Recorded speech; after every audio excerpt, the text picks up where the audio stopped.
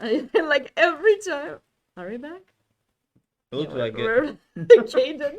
I tried to take a Caden. smaller bite of cookie this time. Caden loves cookies, Mm. guys. Like I don't know what's going on. Are we for sure live? Are you sure we're live? Because I don't see it. It says we're live. Hello. Hello. Hello. Welcome back. How far of my explanation did we get? When did we lose it? We don't know. We don't know exactly when we lost the thing, but basically, you want to utilize the. Yeah, we know we're back. We Yeah. should be back.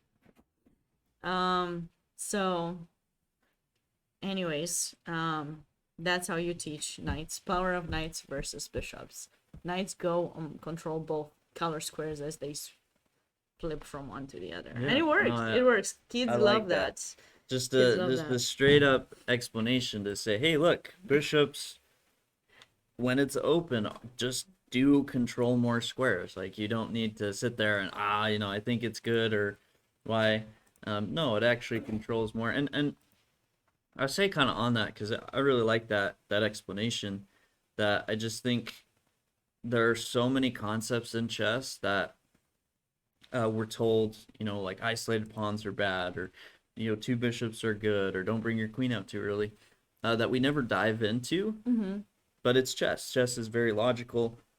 So if you actually dive into trying to understand, like, okay, the isolated pawn, why is it often bad? Well, because isolated, there's no pawns on either side.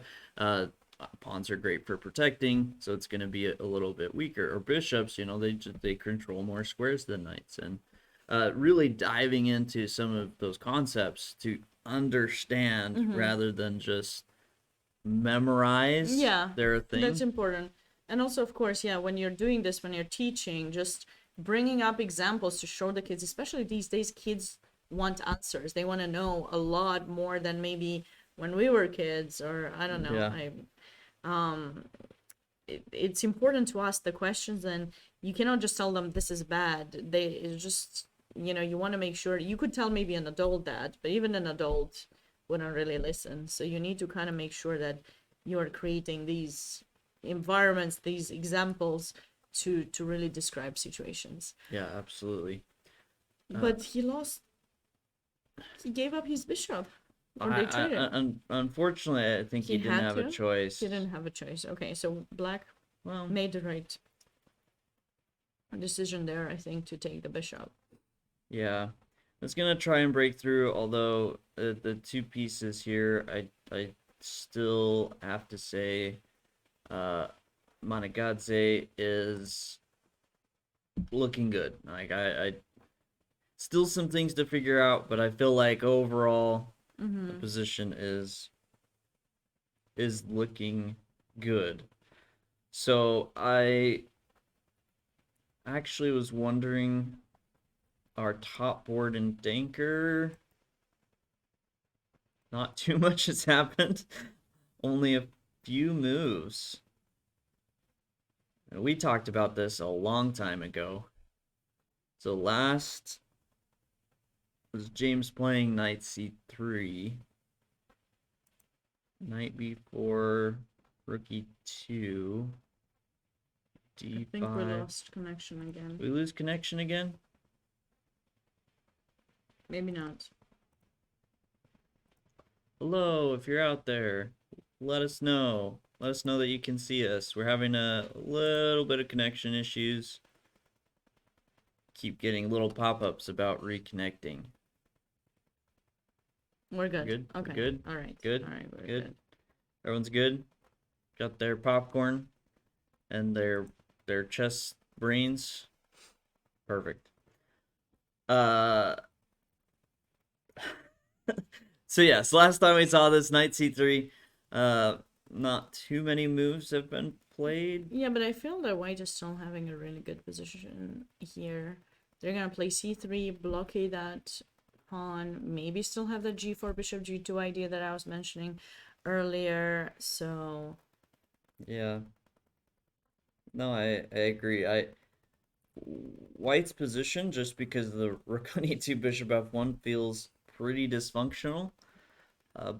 But in all reality, it's only a few moves away from being close to perfect.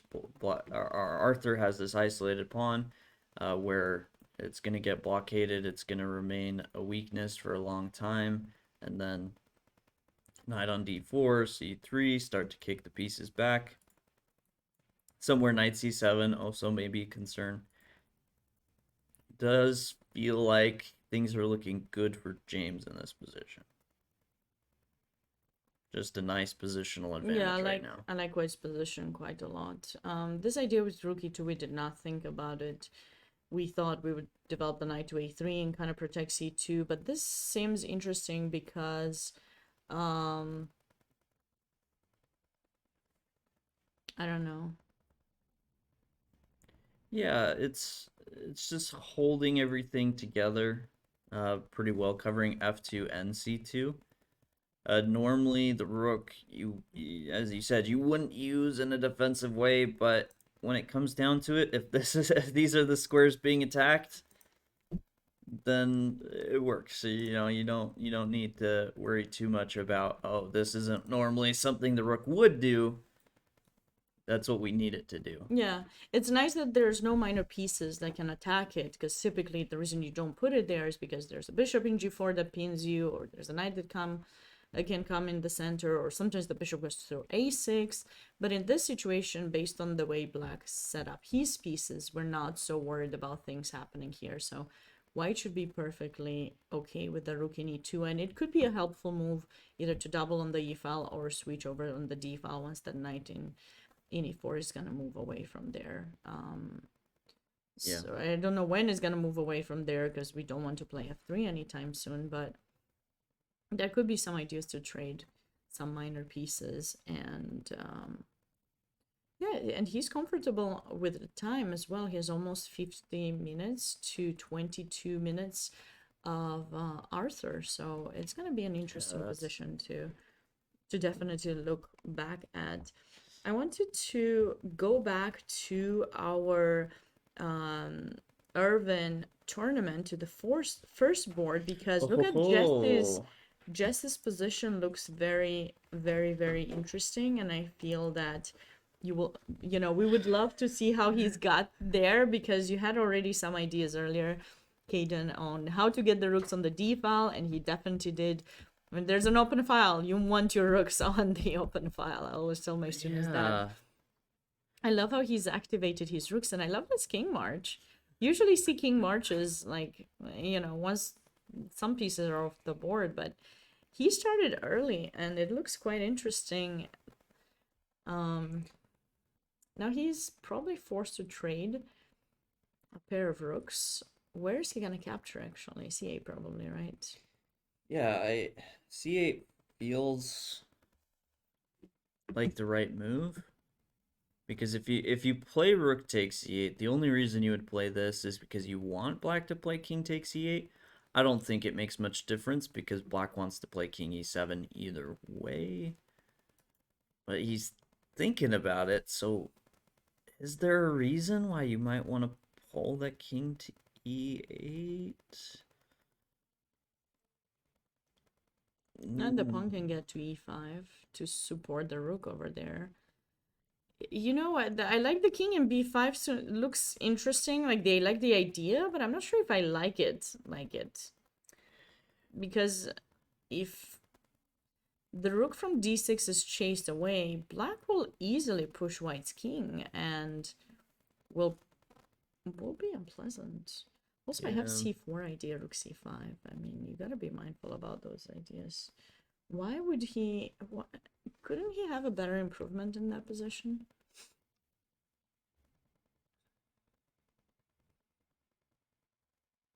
Maybe he didn't get as much.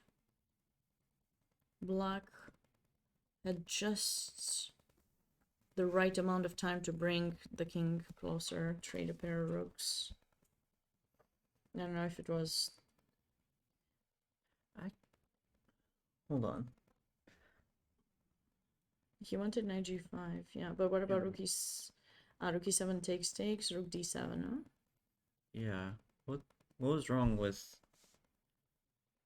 knight? Because normally in a position, I tell my students this all the time that if particularly when you have a Oh, good that position was 95. but you don't have a breakthrough. 95. Oh, 95. 95, 94. Ah, so this king d2 actually backfired a little bit then. Yep. Maybe he should play c3 first. c3 first.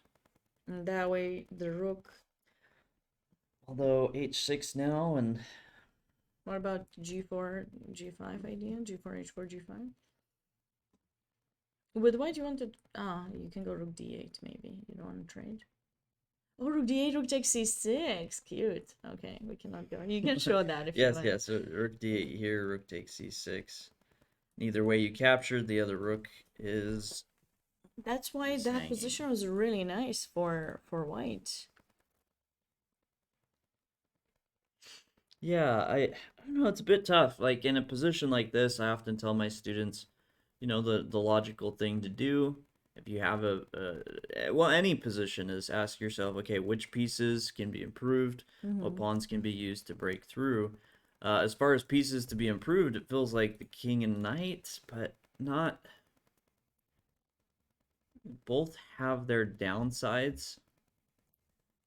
And I don't know, I'm maybe coming around to this king on b5, but it doesn't. I I feel don't that see the black breakthrough. is fine in this position. Yeah. More than fine. So after rook takes c8, rook takes c8, e4, I'm thinking Jesse might consider doing. And trying to get additional space and try to keep his rook there if possible. Because, oh, yeah, I did forget about that idea. That's not I looking think good for f6. white. It's not Yeah, looking good at all. it's still playable, but black wants to play rook d8, so f6 serves the secondary purpose of blocking knight g5. I really just feel like Jesse just needs one extra move. Like if you could play knight e5, knight c6, and try and go for some trades where you really benefit from the active king, that's a different story. But here everything just seems a little bit slow. Now you're getting pushed back, and I don't know. I wonder if something could have been improved. It feels like there should have been an improvement somewhere here, but it is pretty hard to say where that might have been. Oh, I wish he could have had the opportunity to go rook b7 somehow, but rook b7 would allow rook d8 probably. Let's see, if he had his king, like he had it in c3, like so here, rook b7, yes. So my plan would be, in case you go rook d8, I will capture, rook takes, and then I have rook c7. So yeah, I'm not progressing that much, but at least I'm getting you to somehow stay and protect a7 and your knight in c6. So I probably will play rook d6 or something. yeah, rook d6, but this is a clear advantage for white. Mm-hmm. I mean, you're just so tied down as black.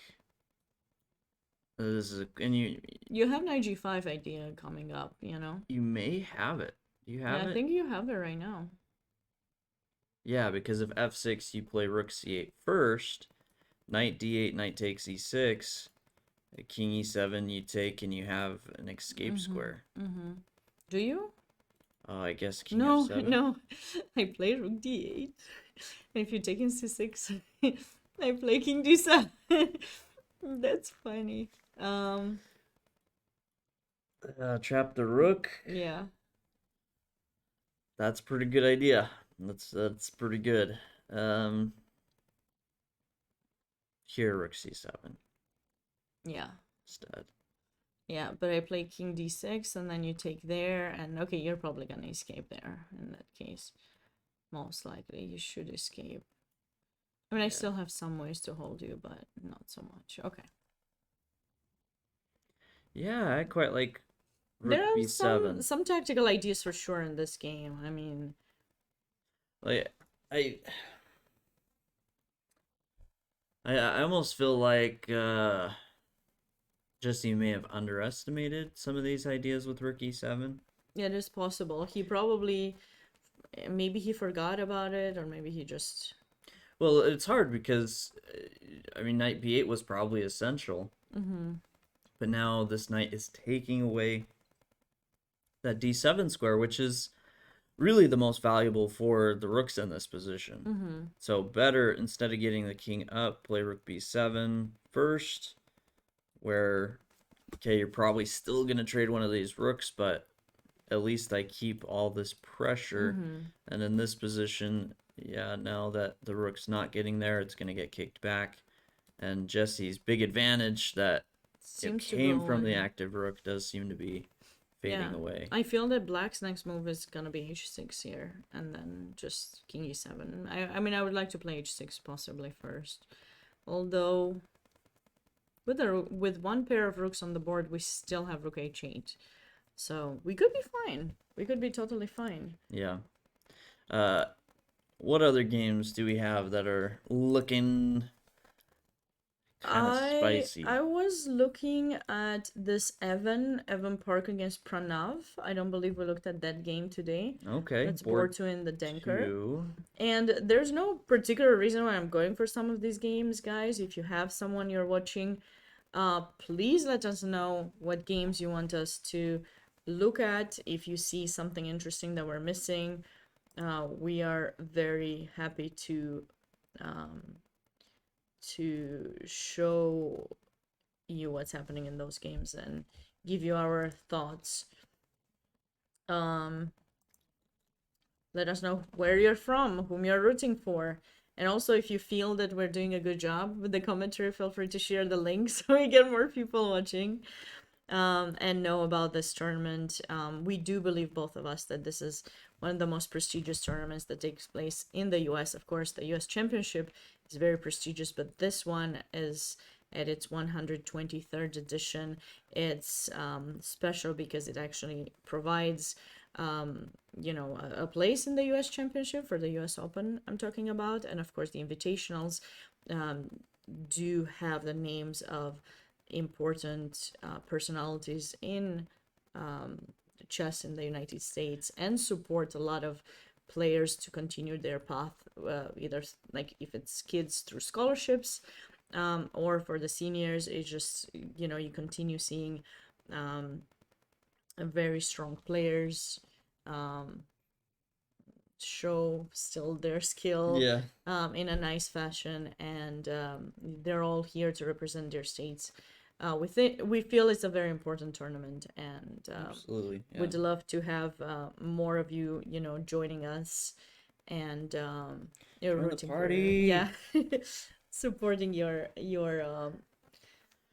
favorite player. Hmm.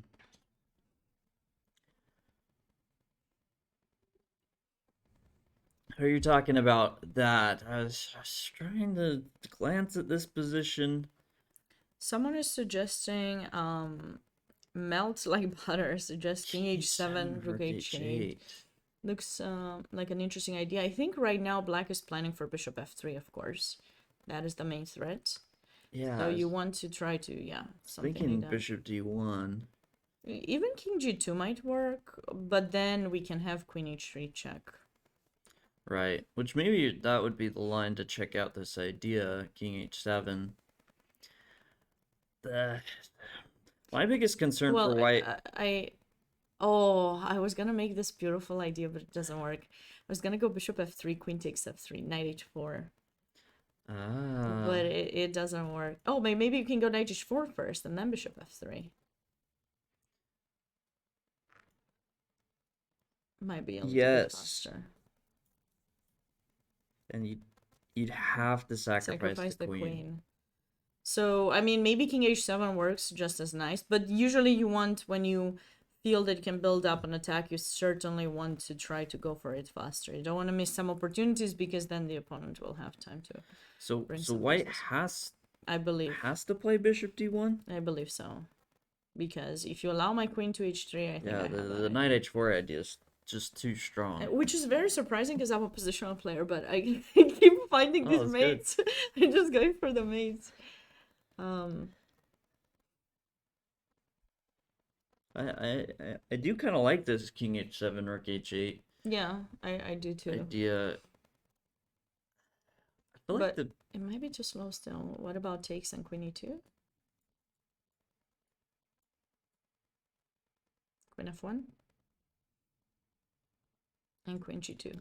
but see, but now you've given away your plan. I'm See, sorry. so now Okay. I have to Now you know. I Now have you to know my adjust. plan. I have to adapt. Uh,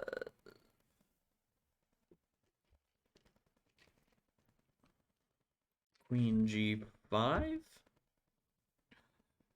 Mm-hmm. Okay, but what? You're not gonna give up your plan. Okay. You want to play knight f4, huh? Or knight h4 if I play queen e3.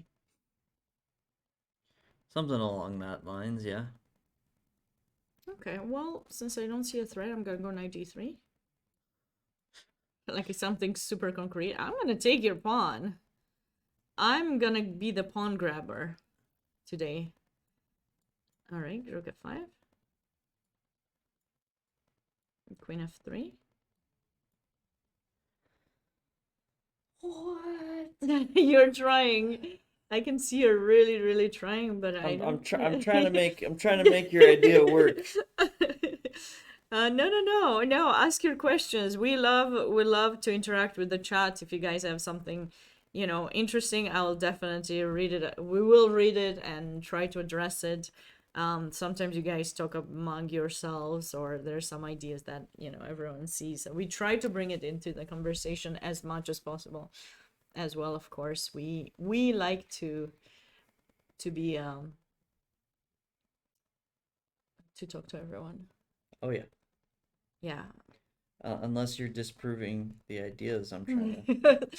I'm not disproving any Just- ideas. I'm not. I tried to make it work, melt like butter, but Sabina was not having it. So bishop d1 was played. Okay. Bishop takes d1. I feel like overall, king h7, rook h8 is not something. It's a little I bit feel like, slow. yeah, it's a little bit slow, and I like f5 idea more like for black to try to rush things a yeah, little bit to get the rook into place or there. So I'm also really eyeing like if knight takes d1 now, rook probably a8. should play rook a8. I think if black can take over this file, then it's just looking really good because you have a better position on the king side. Still a little bit of play. F5 is a better breakthrough than f4 by all means, and you're also having some pressure that means white can't be so quick to trade queens because you could just be going into a worse endgame. So here it's really just looking better for black. Like as long as you don't get too careless and allow rook take f7 moves, then I feel like between f5, rook a8, any sort of knight f4 tricks, it's just I don't see how white's creating counterplay really. Like the one thing you can try to do is go after d6, but you have a lot of other things to worry about before you can try to make something like that happen. Yeah, like I think this move was certainly more unpleasant for white to deal with. It's very interesting how the position got blockaded here, and obviously black is not gonna have like a checkmate or anything like that, but was this an old Indian stuff? Yeah, but white has ideas with f4 too. Oh, he allowed the trade out. Yeah, that was not very good. Yeah, White should not trade the dark square bishop, that's for sure. no.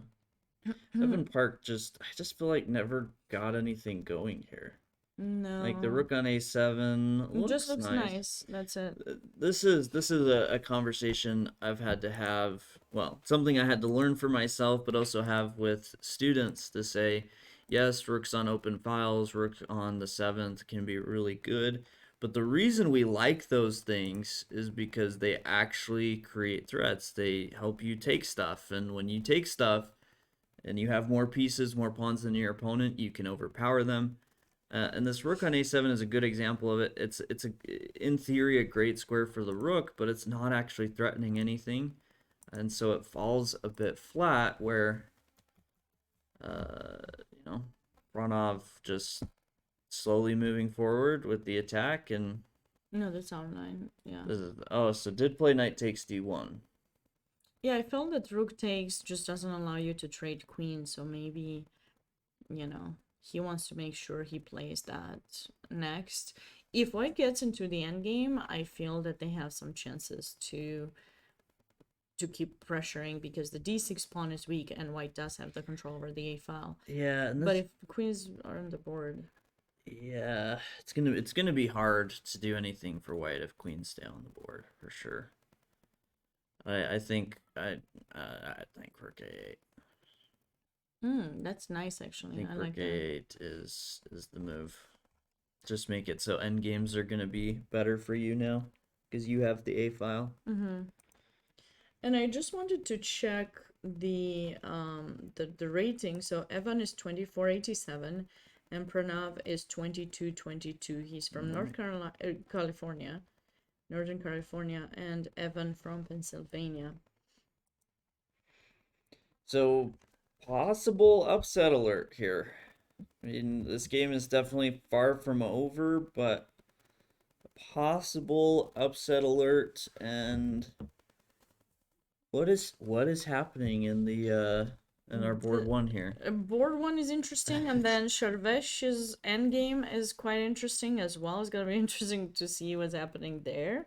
They move very fast. Like his opponent, if you want to go to that game, Okay, we'll come back to this. We'll come back. We'll come back to this. That one is really Sharvesh is almost taking no time. This game, who is better here? Wait, what's? I thought white was much. I mean, we knew white was much better earlier, but then, like, who is better in this position?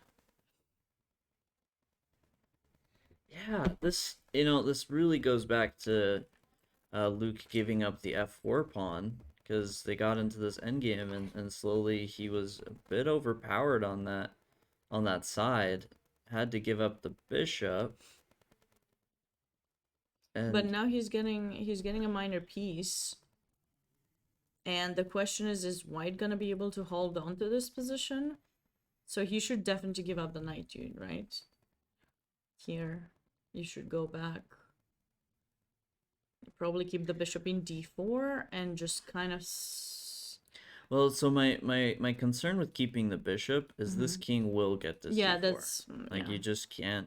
Right, that's one of the downsides to the bishop, is you just can't contest the other set of squares. And I think that king getting to c4 is definitely winning. King takes. I don't know. I'm not even going to contest it. Like, it will happen eventually. This king will get here. Not even going to try to contest it. No, but you the get problem somewhere is, like here, yeah, and he should have some sacrifice at some point, and yeah, probably can even force the king back yeah, at and then some we'll play point. rook c2, rook takes c3, and yeah, black is winning that Yeah. easily.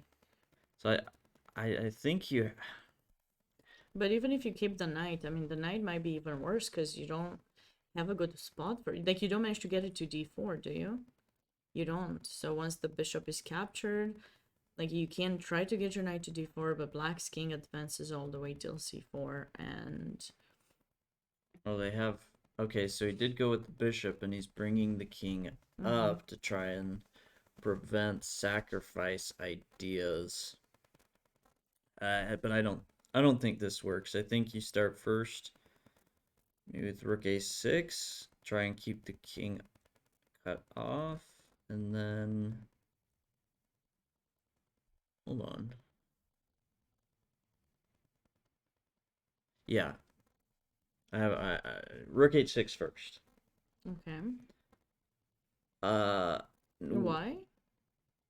well, what does white play here? I'm gonna put white in zugzwang. What? This is a good idea. This is a good idea. Okay. Do you have to or So white has to move yeah, the king or something. King king. F5. Why do you need it though? Okay, well if you move the king, I play king c4. Yeah, I know, but you could have like you didn't need to. Oh, And you then were I'll just afraid take. his king would come to C7 or something? The d6. To Well, because if the D6? king's here, I can't sacrifice, right? Because then you pick up the c6 pawn. True. True, And but I then, mean you can push them back, I believe, potentially. Maybe not. yeah. But I think rook h6. Oh, and he did play rook. I think rook h6 just makes this an easy win. Mm-hmm. Play bishop e3. I play rook h3. Mm-hmm. You go back. Rook d3. Mm-hmm. You play king d6. Rook takes d4. Yeah. Take. Yeah. Take. Nice win. Pawn promotes. Sharvesh! No way! Wait, what happened? What isn't this? Oh, he did place the rook there. Okay. So this is gonna head for a draw for black. Okay, we can go to that to some of the other games. Ooh, looks like in that Evan Park game, F5 was played as I suggested. He went for my idea. Dang it. Why? Why? It likes the aggression. So that's okay. Okay. So, let's look at. Did you want to go for the first board? James I against at least Arthur? want to stop in because what's the? Is this just winning for white? White is up. Up 2 pieces for 2 pawns. Did he? Okay, wait. But bishop takes. Wait. So, right? He takes. What does he take? He can also take in d4. Yeah, but I think if you take here, I just take. Now you have to take. Yes. So take the queen. Oh, I guess it's not so easy because after Takes. there's a little skewer action. But maybe we have an in-between move. Can't I play bishop d6 first? Rook d8, bishop e7. I'm getting rook d7 or somewhere. Yeah, you have to take the bishop actually. Takes, you move back. Who's better? I would definitely take white. Yeah, white. We love white. 2 bishops again. Yes. This looks good. But does white not have anything better here? No, right? Like this. Yeah, you this cannot is a take an f5 or anything because you're pinned. So this seems relatively forced. I think they played something. I think they went for. He took on c2 right away. Yeah, I think that's probably slightly better because now, with the knight being pinned, you're threatening a6. But isn't rook c1 gonna force it? Yeah, rook c1, take, have to take, bishop e4. Okay, at least you don't give up the f pawn, but it's gonna happen eventually. I think. Yeah, it's when you do get the 2 pieces for the rook, often if you at least get 2 pawns, sometimes you can even be better. But here, black's pawns are just so bad Yeah, that it's doubled. It's hard to imagine this isn't winning for white with best play. Like probably, I don't know how you would start though. I wish somehow we could get that f6 pawn just to get Maybe it. bring this bishop to g3, h4. He will play king g7, but then you can play rook c3, unless he Maybe trades rook. the rook. Yeah, because I kind of want the bishop on h4, rook on c3, but I'm a bit short on maybe start. But then if you go rook c3, king h8, rook g8. So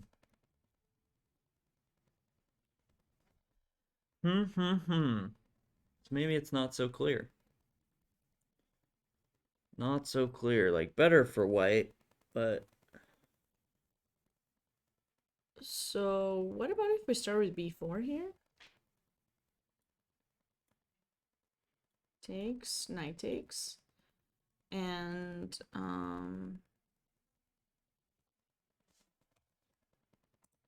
yes.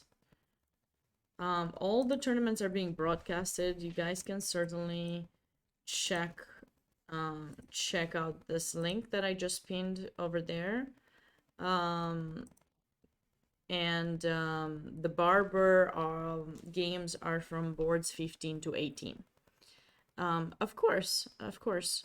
So we have 4 boards in the Barber Yes. that are being broadcasted live, and we try to look at as many games as possible. If you guys have anyone in particular you want us to follow, well, at least to discuss their game, feel free to let us know. We're happy to do that. Oh, speaking of the Ooh, Barber, that looks like white is about to win. Or not? you have this and this. Maybe not. Wait. This. Your black is about to win. It looks scary. I thought white was about to win. This is... Wait, okay. Okay, hold on. So king takes c2 loses. Queen Looks... takes king. Bishop b5. But No, because bishop b5, king e3 opens up the defense.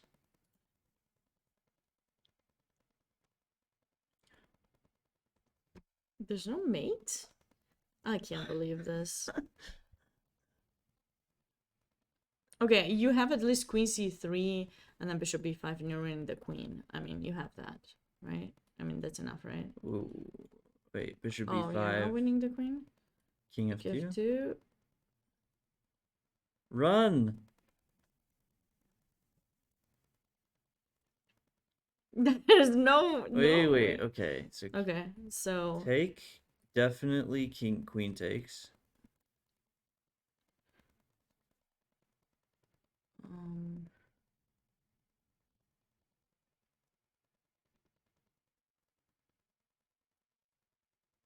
This is... I wish we could go for some bishop takes e4 at some point, but we cannot. Wait, what is white's threat? Could we just go bishop d4 here? White doesn't really have many checks, does he? I'm certain bishop b5. Only has the promotion you take. Which you just take, and then you run out of checks. Rook d2 doesn't help. Because this is the only square I provide, which the bishop would cover.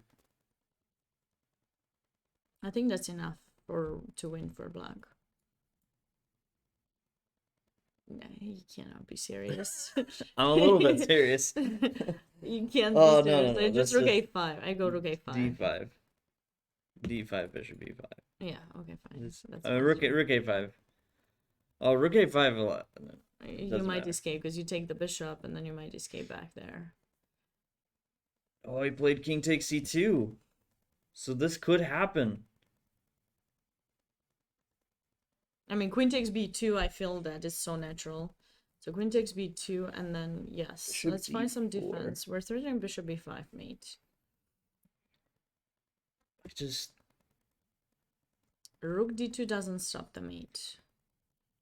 Like, how do you even create a square for the king?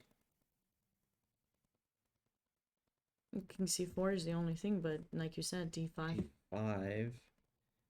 e4, you just take the queen. What? He didn't... No. Oh, that's gotta be a DGT error. Yeah, the DGT error. There's no way that will happen, guys. No, that's wrong. That's wrong. Hopefully they'll have that fixed. That is definitely a wrong move. I can tell you that for sure. What's the time?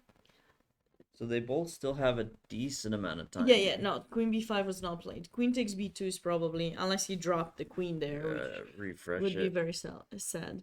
No, is okay, we'll have to come back to this game. Hopefully they'll have it fixed. If anyone from the TDs arbiters are watching, that is board, what board is it? Board 15. Board 1 of the Barber. Board 1 of the Barber. Okay, but a lot of games are really interesting, Kaden, and I don't know. Did you want to take another break before we get into the final? Because the players have played for about 2 hours, 50 minutes so far.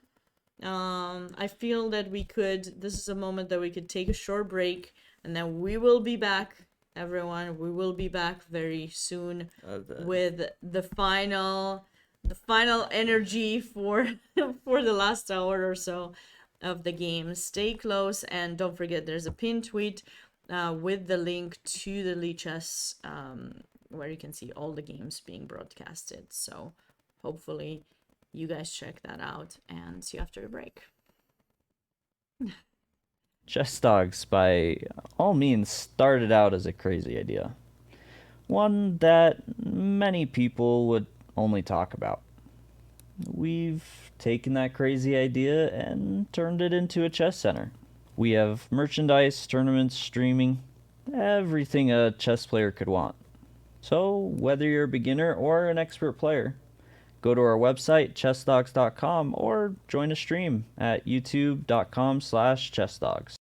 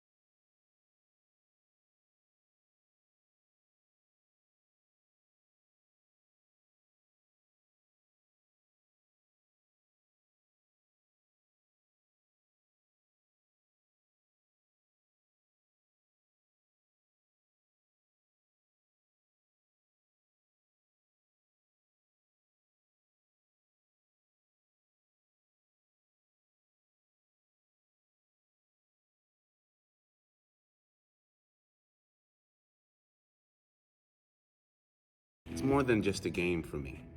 It really is. Playing with my friends, going over games, learning different checkmates, learning different openings.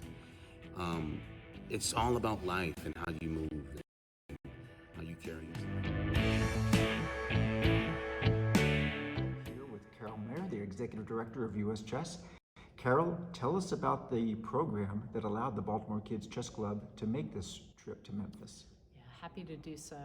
U.S. Chess is committed to growing the game among all kinds of people, and over the past couple of years, we've had some chance to reflect on how we best serve kids who are underserved. And one of the things that has come out of those conversations is to try to assist players who attend Title I schools to come to our national events and compete against kids they might not ever get a chance to compete against. And so a generous donor provided the funds for the Baltimore Kids Chess League to come to the high school national event. And from what I understand, this is something that has been tremendously rewarding for them to compete alongside players from all over the country. And if people want to make their own donation, how do they do so? Yeah, so they can go to uschess.org and on our web and click and they donate to this youth program, which is a more general way of doing things. If you are a parent registering your child to come to a U.S. Chess National event, there is an option to give to this specific program in your registration workflow. And so we welcome people to provide support for this really important program so that chess becomes available to kids who might not otherwise have those options. We are here with Christina Hefner from the Baltimore Kids Chess League. Christina, please tell us about the Baltimore Kids Chess League. Thank you so much. Yes, so we started the league in 2004. Officially, it kind of started a couple years before that, but we work with Baltimore City Public Schools, K to 12, and we get a coach in the school program. The students meet for chess clubs at their schools, and then we hold tournaments for them to play other kids across the city throughout the year. At the end of the year, we hold sides, and we champion from every grade 12 for that year. Okay. When did the program start? 2004. And is the first time you guys have come to nationals? No, we've been to nationals before. Okay. Obviously, this is the first time since COVID has happened. This is our first high school nationals. We've gone to super nationals before, and various other nationals that kind of happen between. But different about her, I understand. So there, we wrote a grant through U.S. Chess, and this is the first year that they covered. They sent 3 of our Title I high schools to nationals. So we have Green Street Academy, Patterson High School, with us at this tournament. Well, great. Thank you very much, Christina, and good luck throughout the event. Thank you so much. We are here with Amari Bobbitt from the Baltimore Kids Chess League. He's going to share his story with the organization. Amari, tell us about your chess history. Well, my chess history is quite an experience because I've been doing chess for quite some time. I've been doing chess since, I would say, first grade. And you're 18 now, right? Yes, sir. And the first person that introduced me to chess, if I remember his name correctly, was Mr. Holmes. He had brought me and sat me down, and he introduced me to chess and told me it was a mind game and it's good and healthy for my mind. So that's what I took it as. But then as I got a little older and got more comfortable, I really took it personal, and I really wanted to go somewhere with chess because I feel as definitely do help you with your mind, and it calms me down a lot, and it keeps my mind running, keep it going fast paced because I'm a quick thinker, so I think fast all the time, and it just keeps my mind running, keep it controlled. Have you played in nationals before? I haven't played in nationals, but I've been in tournaments, a lot of recreational tournaments. So tell us what the being part of the Baltimore Kids Chess League has meant for you. Well, it meant a lot to me because it's not only me, it's 12 of us. So, like, they helped me a lot. And through 2021 to 2022 has been definitely a hard year for me through my tragic of what happened. So they just, keep me going, keep me pushing, and keep me well. Is that something you're willing to share? My tragedy? Yes. Well, in May of 2021, I was in an incident. I had got shot. So, I had to take a couple. I couldn't finish 11th grade. So I finished it, but I couldn't. One of my classes, I couldn't really take the end of the year test. So that kind of slowed me down a lot with my GPA and stuff. And then just them and my chess team just, kept me going, just, kept me making sure I kept control of myself, just make sure I didn't lose it. And chess has, obviously played a big part in that. So what does chess mean to you? Well, chess means a lot to me. It means, I would say it means the world, but it's beyond that because it makes me feel comfortable. Like when I'm in front of a chess table, everything goes away, all the sounds are gone. I just feel myself. I feel like I can just sit here, think, not get bothered by anyone, just be me. And I just feel so comfortable when I play chess. And you seem very energetic right now, so I take it you're 100% recovered from the shooting? Yes, sir. Well, that obviously we're glad to hear that and glad to have you here at this event. Is there anything else about chess that you want to share? Well, for some people, some people take it as competition. It is a competition game, but the one thing I like to remember is always to have fun. Just remember that you and your opponent are different people, and he has a different than you do. So it's good to always learn from him instead of taking it as a loss. Just take it in and just learn from it, practice it. Go over your games, and just make sure it's all there. Well, Amari, thank you for speaking to us. Thank you.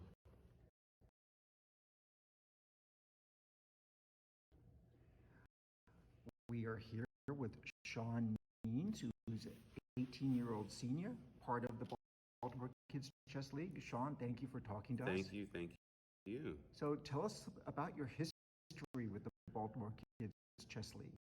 It's been amazing. Playing with my fellow teammates and with the whole experience of coming to Tennessee has been amazing. It's something I've never done before. So coming is a little bit, being a little bit nervous, but it's been overall, it's been great. It's been lovely. When you say you haven't done it before, you mean coming to nationals? Yeah, coming to nationals. This is my first time coming out. Yeah. So what's your general impression of this big setup here? It's first coming in to the where all the students are. It was a little bit nerve-wracking. I was a little bit nervous, but right now I'm doing well. I played 3 games. I'm 2.5. I just drew my 3rd game, so I'm doing pretty well. What's your rating? I think I'm 663. I think around that. Yeah. And how long have you played chess? When did you start? Oof. So I've always knew about the game, but in 10th grade when I transferred to Bard High School Early College in Baltimore, my buddy Ava, which is the first board, he didn't know how to play. And we came into our coach's room and we just seen chessboards. What is that? Like, can we play? Can you teach us? So I've been playing around for 2 years now. Started in 10th with Mr. Kennedy and Ava. So it's been around 2 years. All right. And tell me what chess has meant to you in the years. It's meant a lot because it's helped me through. I look at chess as life, and you got to move your pieces. You got to move strategically. You can't make mistakes, but if you do, you can always try and hope for the best if you make. It's been great playing with the friends, and it's more than just a game for me. It really is. Playing with my friends, going over games, learning different checkmates, learning different openings. It's all about life and how you move and how you carry yourself in life. And I've really got to give it to those for helping me. And for you guys as well, and inviting us out to play at nationals. It's been a really honor. Thank you so much. No, you're welcome. No, we love having you guys. What are your future plans? Future plans, Bowie College in Baltimore. Already accepted? Yeah. Great. I'm going to in business and administration. So that's going to be my full major. Okay. Is there anything else you want to share with our listeners? No, just once again, thanks for having me. It's been a great honor. Hope I'll definitely come back next year. If we have it next year, I won't be able to play in the K through 12. But it's been a real honor. But thank you so much. Yeah, you're welcome. We have an active college league as well. Oh, we do. Yeah. So cool. So take a look at that. Form a chess team at Boolean if they don't already have one. Thank you. Okay. Thank you, Sean. Bye. Bye-bye. We are with Deshaun Streeter, an 18-year-old who's another member of the Baltimore Kids Chess Academy. He's coming to us right now on a high after having just won his 5th round game. Tell us about the game, Deshaun. So let's start off the game. I started off with my favorite opening. So I modified the Fool's Mate because everybody said that the Fool's Mate wouldn't work in high competition. So I took something so unexpected and modified it to make it where as though I make him trade the pieces that I want. When I make him trade the pieces that I want, I can force him to play the game that I want him to play. And it's so unexpected because they think because I'm going for a Fool's Mate that I'm some low level, but in reality, I'm setting them up for my moves. Okay. So how long have you played chess? I've been playing chess for like 4 years, 4 or 5 years. How did you come to discover the game? So in high school, I played in a little elementary, but it was never really serious. So I picked it back up in the 9th grade because me and my friends wanted stuff to do. and I kind of fell into it. And I felt as though I owed it to Mr. Barron at my school because chess isn't really one of the big like the big like big athletes, and like people are big on chess, especially in Baltimore. So I felt as though I wanted to give Mr. Barron and our staff a chance to put our name out there and give Patterson more diversity in terms of, because we like football, basketball, pretty solid, but nobody really knows us for our academics. So I wanted to come out and prove that even though we're from Baltimore and even though we're frowned upon. Welcome back, everyone, to round 2 of the Invitational tournament here in Grand Rapids, Michigan. Before the break, we were really into this game between Austin Tang and Eric Zhao. Yes. Because we thought black was winning, but we missed that knight e5 defense, seems like. Yeah, missed so the we were defense. looking at bishop d4. Austin Tang did find this knight e5, which opens up this opportunity for knight c4 to blockade. However, it opened up another opportunity, which both sides appear to have missed with this knight being gone. Austin could have just played queen g2. Trading off queens, kind of saving the day here. And winning? Yeah, if you're forced to trade queens, then you have an exchange up and exchange into pawns. Yeah, right? this looks really good, but instead went for this promotion and checks, and currently looks like they've repeated a few times. So they might go for a draw. They might go for- I mean, this, after all of this, amazing attacking game, double edge, opposite side castling, Najdorf, right? To finish with a draw. I mean, we know that they're draws. We know there's theoretical positions that end in a draw. No question about it. But it just seemed like first we thought black was winning, but it didn't. But also in the break, we saw a few games finish. So that game between Luke and Shervesh did end up in a win for Shervesh. He was able to save himself. Yes.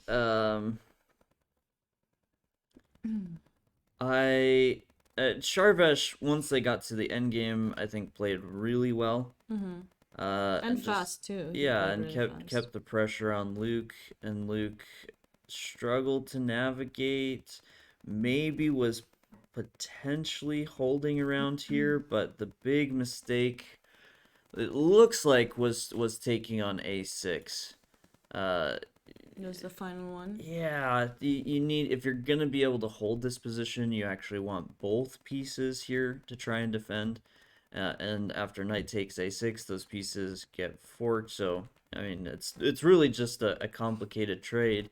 But now Charves should be able to break through with the exchange, and was able to do so. Okay, and Yeah. then he. Oh, they played this a little bit more. I see. Okay.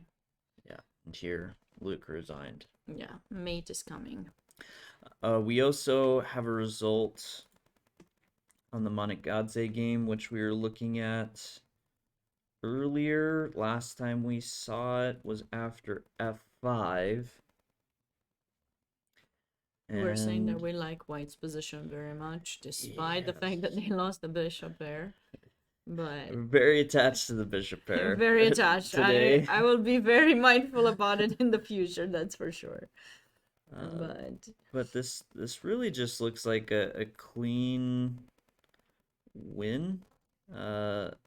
Nicola's just improved his position until it was over. Like Kevin went for this exchange sacrifice, try and get some counterplay. It didn't really work, and resigned after queen f7. So just a good, solid victory there. The last result that we got during the break was in the Rockefeller, which want to say it was the first board that was already done, but the second one that just barely finished. Am I correct in that, or is it reversed? Sorry, I realized that there was a small technical issue that we're gonna hopefully have fixed. Okay. So I wasn't paying attention to for like 1 second. Sorry about that. No, I was But- just saying the last game to finish was in the Rockefeller. No, Uh, yesterday? You mean No, now? just now. Just Yeah, now, just now. yes. Yeah, Yes. because we have the top two boards. Yeah, the so higher rated player Aiden on both. won, yeah, the top rated one. So Aiden is from Northern California and Andrew Jing is from Delaware. And he won, both of them won their games. We'll be facing each other probably at some point, which will be an exciting game, most likely. It's always exciting to see the top players playing against each other. But of course, again, like we mentioned yesterday, rating sometimes does not matter, you know? It's not the most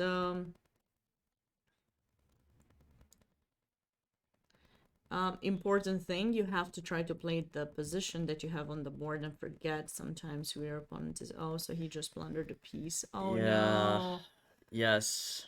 That's And I was gonna say Andrew's game. I wouldn't say was lacking complications, but it was a pretty clean victory. This one from our top seed in the Rockefeller was a lot more messy. Early stages, the computer actually quite liked black. yeah, they have an extra Until pawn. gave up the The bishop. exactly. Wait, they should make a quote, you know? Uh, Like US chess should have some commands like or something. They're just randomly popping up quotes from streamers, you know, the commentators for each event. Don't do that. Don't- And then just don't ever do keep that. the bishop. Yeah, so after that, it was a bit more complicated, but yes, the big mistake was just a one move blunder, knight e4, missing the pin, rook takes e4, and just game over at this point. And Frere Wong resigned not too soon after. So as far as results, that's what we have so far. Just gonna quickly glance through some of these games to see what we got.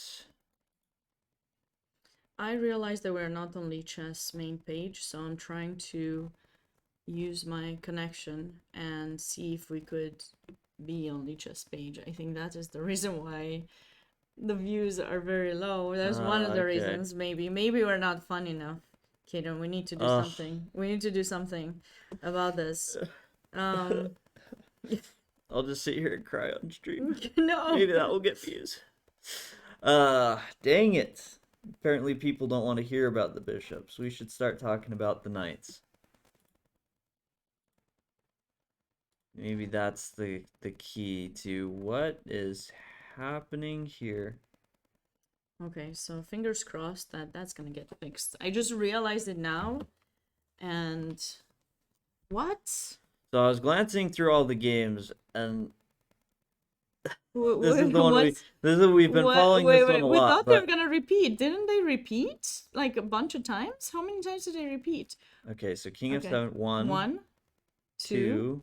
Wow, Ooh, Black is last. playing for a win? What? So our top seed in the Barber plays for the win, which I think is right. King d6. He's right? No. No? No. Here? With the Why, bishop you think you're safe? I mean, Queen d8? since it's not my game, I think it's safe. No, it's not Queen d8. Queen d8.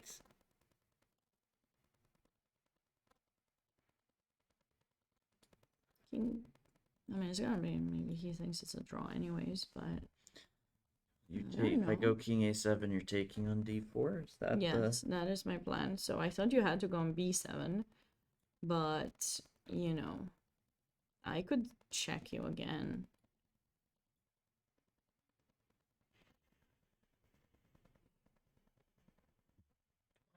No. No.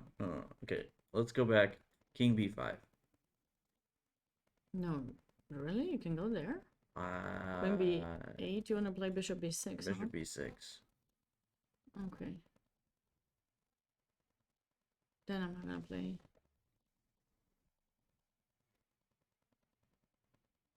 Wow. If that works.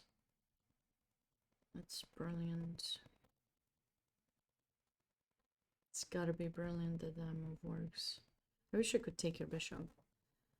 But I can't. Alright, rook b1.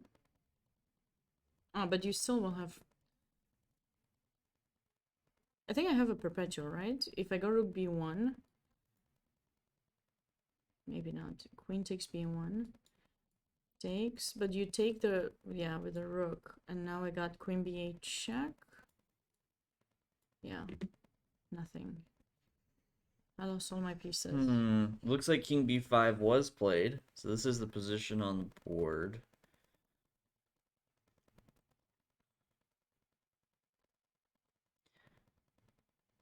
Take.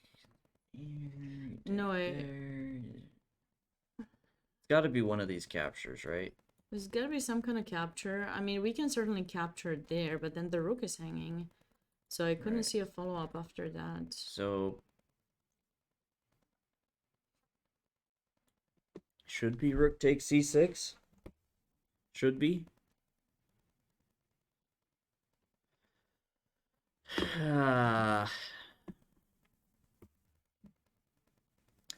Oh. But there's issues with queen b1.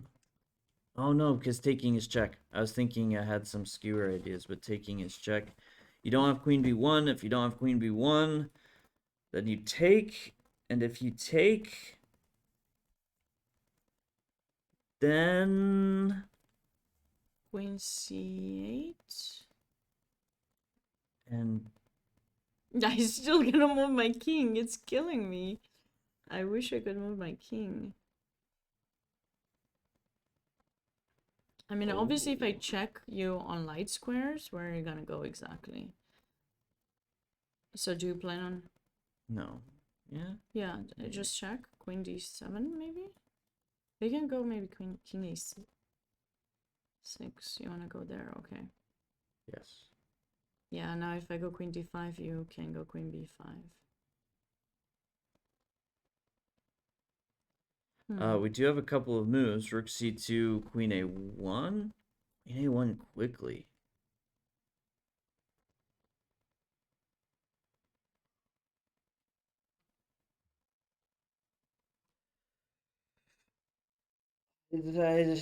So far, from everything we've looked at, this looks winning for black. The king is... I just thought White was doing really great. Like, how did he give up? Maybe he messed up at some point. I feel that maybe he just gave up some of the material earlier. So too much material earlier, maybe. Because it seemed that the position was... Yeah. I kind of wonder if knight takes... Oh, he was being threatened. So Also, h5. breaking news, it seems that James is going to win his game against Arthur Gore. I don't see how that game is gonna... There's a lot of interesting, like, getting ready to finish potentially games. So the second top seed in the Denker might be an upset as well. Look at that. Just two pieces. James is really taking his time and just stops everything, and then the bishop is just extra. There's the result. Yeah. There's official. the result. It's official. The top Oh. two seeds in the Denker have been upset. Yes. In round 1 and round 2. So that is just basically opens the tournament to other players to have the chance to win it. Currently, that's what no one is safe except Charvesh, who can play a3, can play bishop takes h2. The things and seem he to also be... plays very fast too. Yeah. What about board 2? Evan, that game is still being played. Board 2, there could be an upset there too. We did like black's position. and f5 was the move that was played. Rook a8 also seemed. I'm not trying to. I'm not trying to No, make you I feel understand. bad. I understand. I'm not. F5 was superior. I'm not. F5 was superior. Rook A8's a No. terrible move. I'm No. sorry. No. That's Am I not gonna what's turn true. on the computer? Just turn on. Let's see. Why are you? I just needed You validation. just needed. I Okay. just Well, needed validation. okay. I want it I did noted, not even say though it it's was not a on good screen. move. Rook A8 is the better move. I wasn't saying that my move was bad. I said my move was played. My suggestion. There was some emphasis. You're still the I felt GM some here. emphasis. So you... No, F5, both really good moves. Practically speaking, F5 does feel like the better choice, just to keep more pieces on the board, keep a bit more pressure on white. And as they're getting low on time, they're both down to about 15 minutes. That will likely play a big role here. For sure. So I do like, we both like black in this position, don't we? We do? oh, I was just reading the comments about Oh. Evan. He is always good, but sometimes he is very good. Only sometimes. Interesting. Consistent Ooh, player. we had a draw. We had the first draw of the event. So we gotta go to see the ending of that. Grandmaster John Fedorovich was held to a draw by Mike Saylor? Mike Saylor. That's a cool last name. The London system. Computer thinks is minus 20. Which one is minus 20? This draw? Oh, maybe Evan's game? Oh, we did not look at. I did. So, Shrey in chat, I did see your comment. He was playing Brewington Hardaway. Oh, okay. Yeah. Apparently, it did not go well for Shreyan. So, Oh, okay. little Utah pride. I mean, So great Shreyan, but you know him? yes, He's from Utah. yeah, see. he's playing in the Barber from Utah.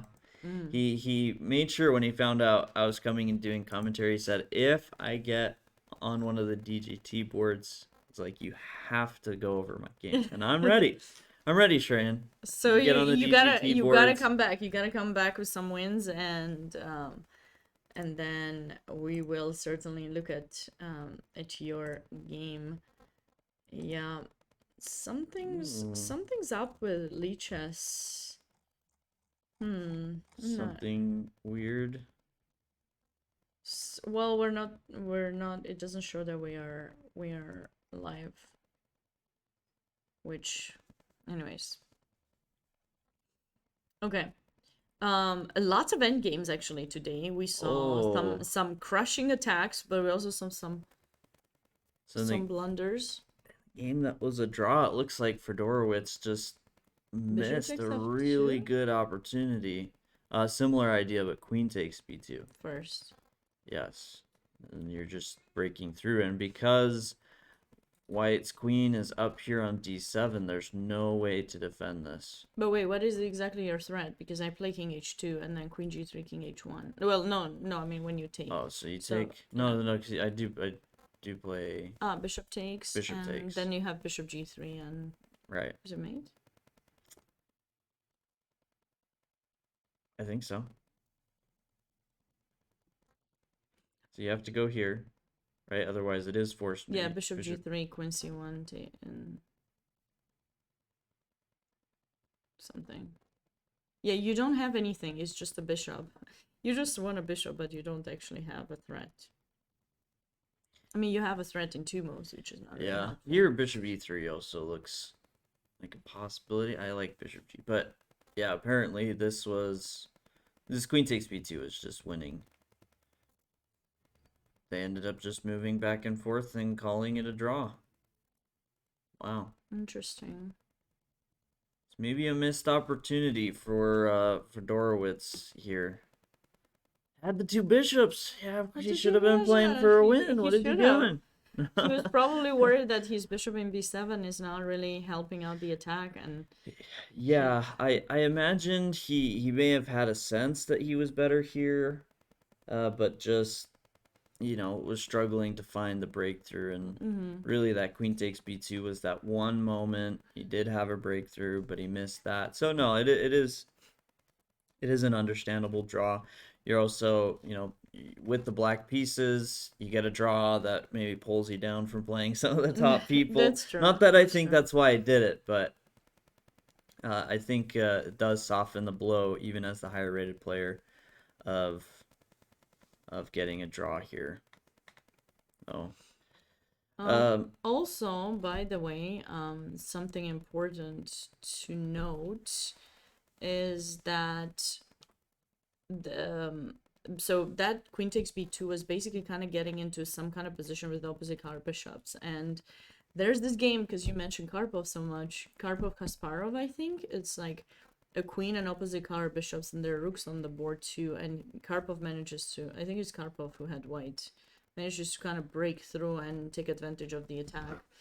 And here you could kind of get something similar. Obviously, you have the bishop pair, and you might lose that bishop, but I was just kind of looking at the bishop in c5 compared to the bishop in c4. The knight in f3 almost doesn't do much, so it's kind of like you have some kind of attack, and it really works very well because you kind of connect the queen and the bishop. They usually say queen and knight, but I think queen and bishop, especially when they're holes in the position, Yeah, can create very unpleasant checkmates. for sure. It's one, like, we talk so much about opposite colored bishop endgames because they're really well known for being drawn. Like, even if someone's up a pawn or two. Oh, and Mike is actually in the chat. Hi, Mike. Hey. Congrats on your draw. So- Oh, he's. Mike. Oh no. Oh, he's unhappy. We're just. Sorry. Sorry. Sorry, Mike. You played well. You played well. It was just like one moment. It was just here. I'll switch it off. Let's pull up Jesse's game. You played well. Don't worry about it. A draw against John Fedorowicz is a great result. So I feel bad. glad be you're with careful. us. Wait, Glad wait. you're with us. Good luck in the next round. We didn't say anything bad. And You're making it sound like we said something bad. As we always mention Oh, so- in the commentary, we're trying to talk about the game, not the players, not the people. We're not trying to be insulting or anything. We're just trying to give some kind of educated comments, hopefully. Hopefully educated. And yeah, obviously, like, only just once the game is over, you usually kind of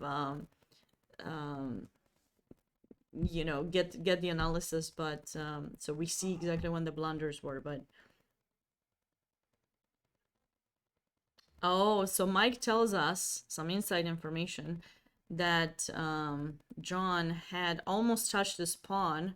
It would have been a blunder earlier in the game, so he became cautious, so he played a little bit slower.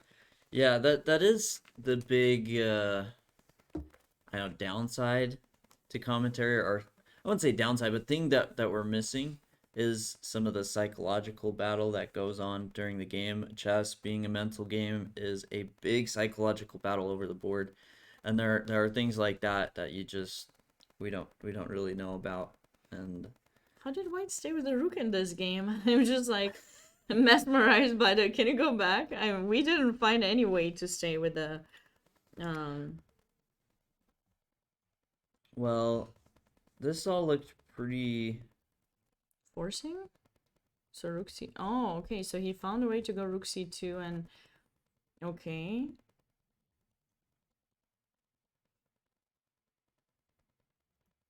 So. Oh. Is there just some? Oh yeah, This is mate. this is mate. This is mate. Actually, I There, love this mate. bounce. You know the name of this mate?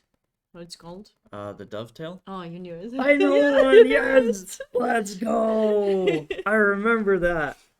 I love it. I love it so much. I used to call it the X-ray until I went on Lichess, and I saw that it's called the dovetail, and I think I was on stream when I learned this. I didn't know it was called the dovetail mate, and yeah, it's kind of cool. It's kind of a cool mate. So nice comeback for Eric. I think he was really having some trouble earlier in the game. That Queen G2 for Austin would have certainly Yeah. gotten Eric in trouble, but he was able to.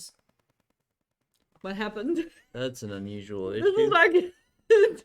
Welcome to the night. You just need to move. I'm not sure. We couldn't have lost power. Okay, we're back. Wow. Okay, that was totally. I guess we need to move more. When they told us that the lights in this room were on a timer, I didn't think We much of didn't it. think that was actually gonna happen, but apparently it does. Wow. Okay. So maybe we should we should do that at some point. Commentary by night. When it's like for the evening round is gonna be the Yeah, night. for We our can light, change, we can change the the colors. colors We can and- make it fancy. Yeah, that's an idea to consider. But we're still here. We're still here. All right. Okay, we have some talks about high. Yeah. I feel like a fight's about to Yeah. to break out in the Yeah. So, Laird, In the were you chat. able to figure out? Trying to sort it out right now. Okay. It should like have to do with the stream laptop being connected. It is connected. And Yeah. yeah, And we're it's still just live, real- by the way. We're still live. It's okay. we're still Sorry, we're still. Hey, The light turned off. I don't know if you Oh, noticed. On Yeah. stream, I didn't notice. So. No. Oh, it was. You must have just walked in as we. Yeah, our light just turned. hey, we have Eric in chat. We both forgot about Queen G2. Okay. Okay, yeah, I was Yeah. to be honest, even when like I saw this position, I got so invested in Queen G4 as well, but it was one of those that's like you kind of pause for a second, you're like, wait, hold on. Yeah. Just, What is going is this on? the yeah? But Queen- was it like advantage for black after that? They didn't repeat the position? Was it really advantage? yeah, after Also, the check wasn't. Yeah.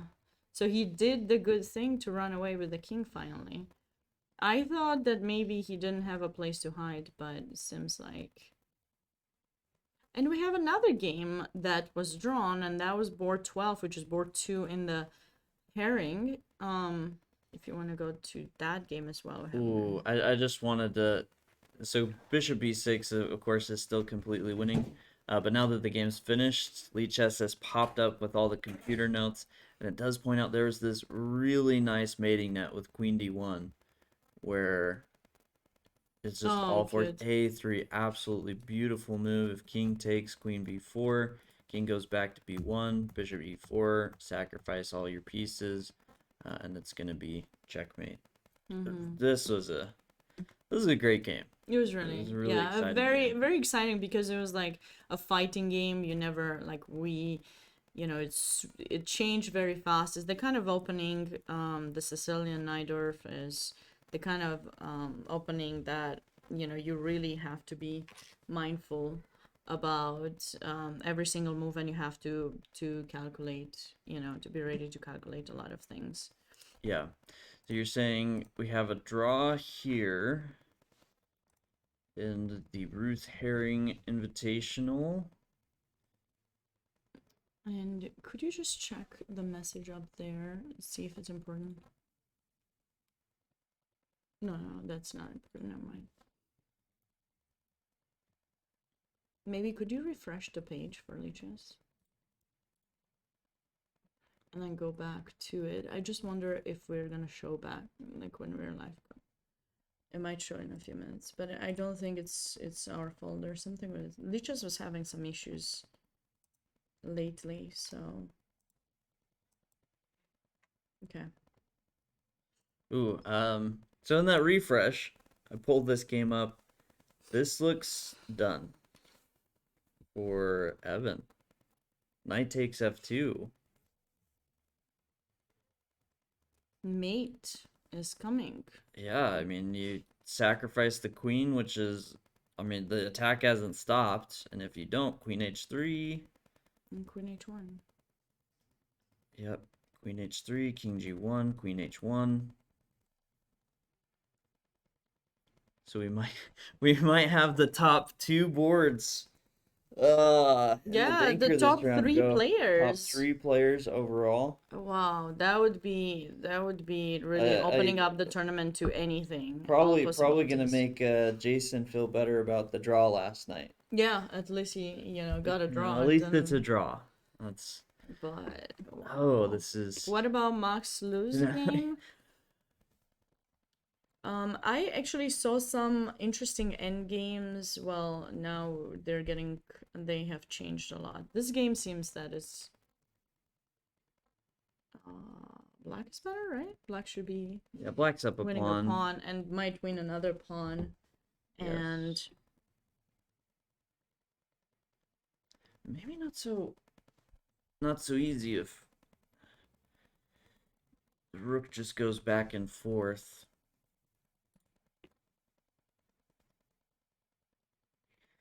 Gus is about to win. This should be just push the pawns up. Eventually the king has to come to the 6th rank. Check, promote, win. And this is our last game in the Danker, where Terry is the one pushing, likely with the bishops. sorry. It is for the stream, I promise. It is for the stream That's improvement. okay. It's for the stream improvement. Stream it's improvement. not a personal. It's not a personal. No, I get it. You Okay, didn't want no. to talk to me. Yeah, I just I'm sorry. It's been so tough, working with just- you that I decided man. that, Frick. but it might show up. We might show up on Leech's main page. This is what I'm trying to get. So I want us to show here. That's my plan. Yes. You understand? Yes. That's what I'm trying to get. No, that's Apologize, good. guys. I just want to make sure everyone gets the chance No, to. it's First of all, see you in action because you kind of disappeared a little bit from the chess scene. did. Now you're streaming yourself on Chess Dogs. Show people your. Hopefully they can see it. I don't know. sorry. There's a little bit of a cookie on this sweatshirt. Caden cannot wait for the stream Mm. to kind of stop working so that he can take another. Did you finish your cookie yet? I can't. No, I No, still have you some. still have some. I He's thought I excited. still had some, but I was worried. Yeah, so that is. Yes, we are there. Check it out. Yes. All right, we are there. So we good. We got what I was hoping for. Hopefully this is gonna work for every round. So yeah, appreciate. Thank you for the help. I know who helped us, Chris. Thank you so much for the help. And now I'm gonna be back focused, very much focused on you talking, but you're not talking. No, I'm so I'm glancing. I'm just glancing right now. Okay, wait. This is a nice endgame by Jan Riang. We mentioned Jan has said really good progress in the past, few years.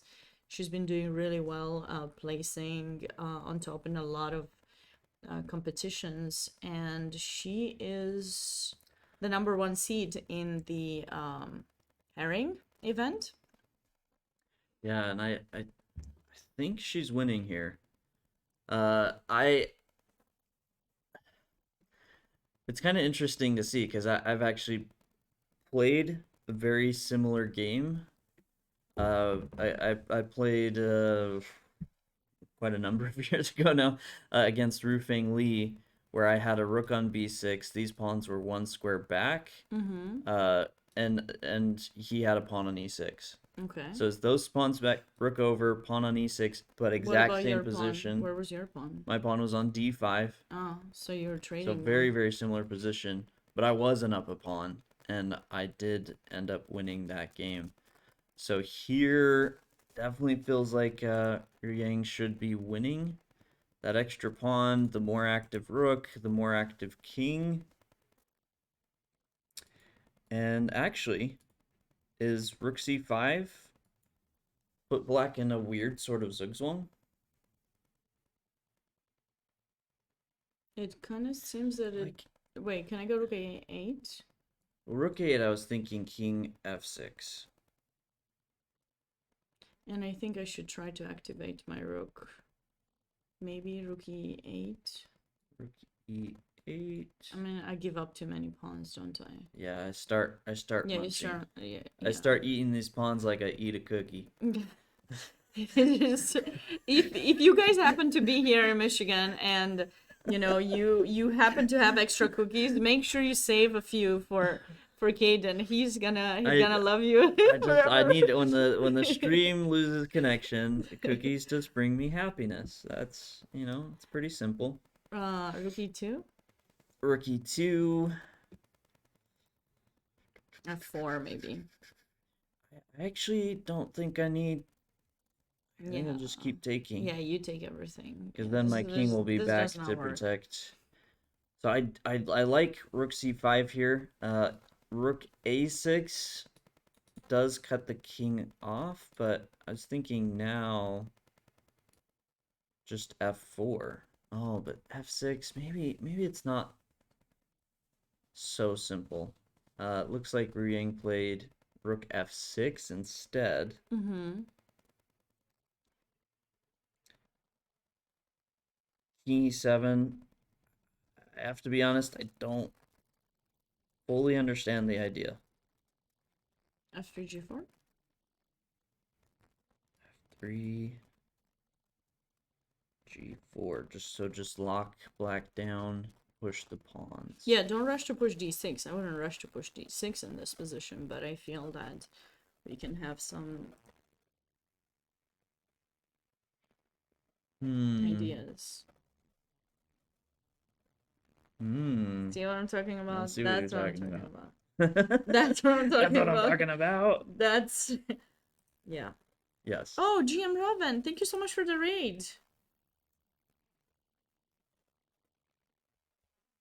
You know what raids are, right? You don't need to explain. Okay. Oh, yeah. Okay. I'm newer to streaming, but I'm not that new. Not that new. No, I was streaming at some point with someone. They're like, "What does that mean?" It's like that's something good. That is something great. Thank you so much. I hope you had a great stream. I'm Woman Grandmaster Sabina Fleischer, and I'm joined by Grandmaster Caden Trough. I didn't say wonderful this time. I didn't say. Oh, I can't believe that. And we are reporting live from Grand Rapids, Michigan.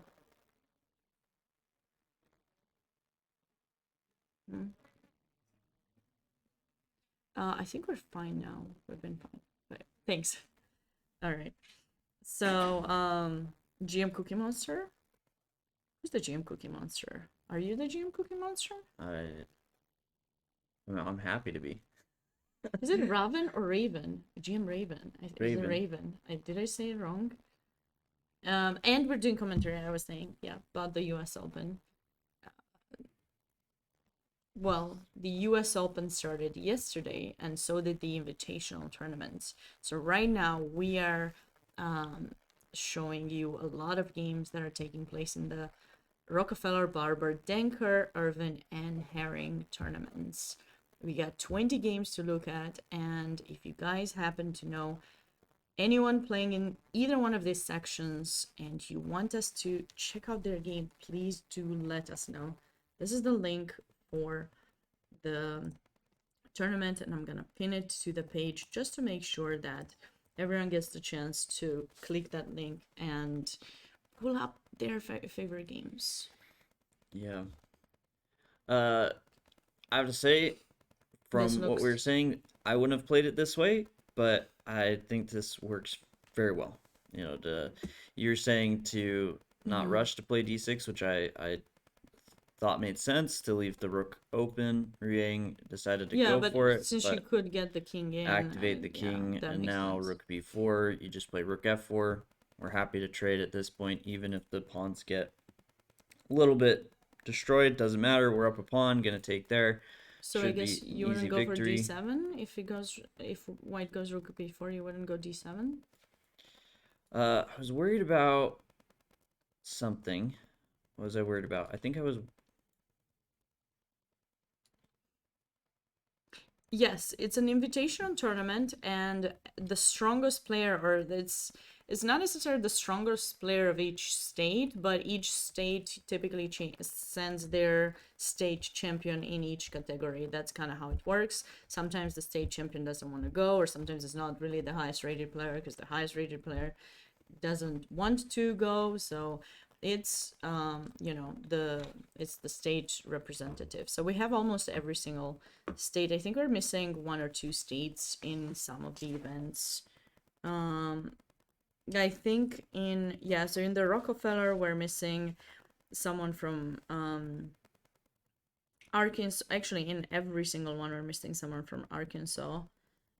In the Rockefeller, seems like we have everyone from every state besides Arkansas. In the Barber, we're missing Delaware and South Dakota and West Virginia. So we have like a few people missing in each one, unfortunately. For a reason or another, they weren't able to make it. Maybe they had like travel issues or something, but typically that's how it works. So the highest, there's just one player from each state, not more than one. So this is the cool thing about the invitational tournaments. So Rook takes F7, and then I was thinking the checks would be more annoying than they but are. The I king think I just go king runs. B5. Yeah, king goes to B5, and then it's game over. So yep, I expect a result here pretty soon. And we do have again, this is quite a big news that 3 players, the top 3 players in the Denker, have been upset in the first round. We had Grandmaster Wang, right? That was his name. Jason, yeah. No. Yeah. I think he's an IM though. Yeah. I'm not, but yes. And then we had 2 other IMs being upset today. IM Arthur Guo lost against James and Gwen, and Evan Park also lost his game against Pranav Sairam. Congratulations to those players for taking down such strong opposition.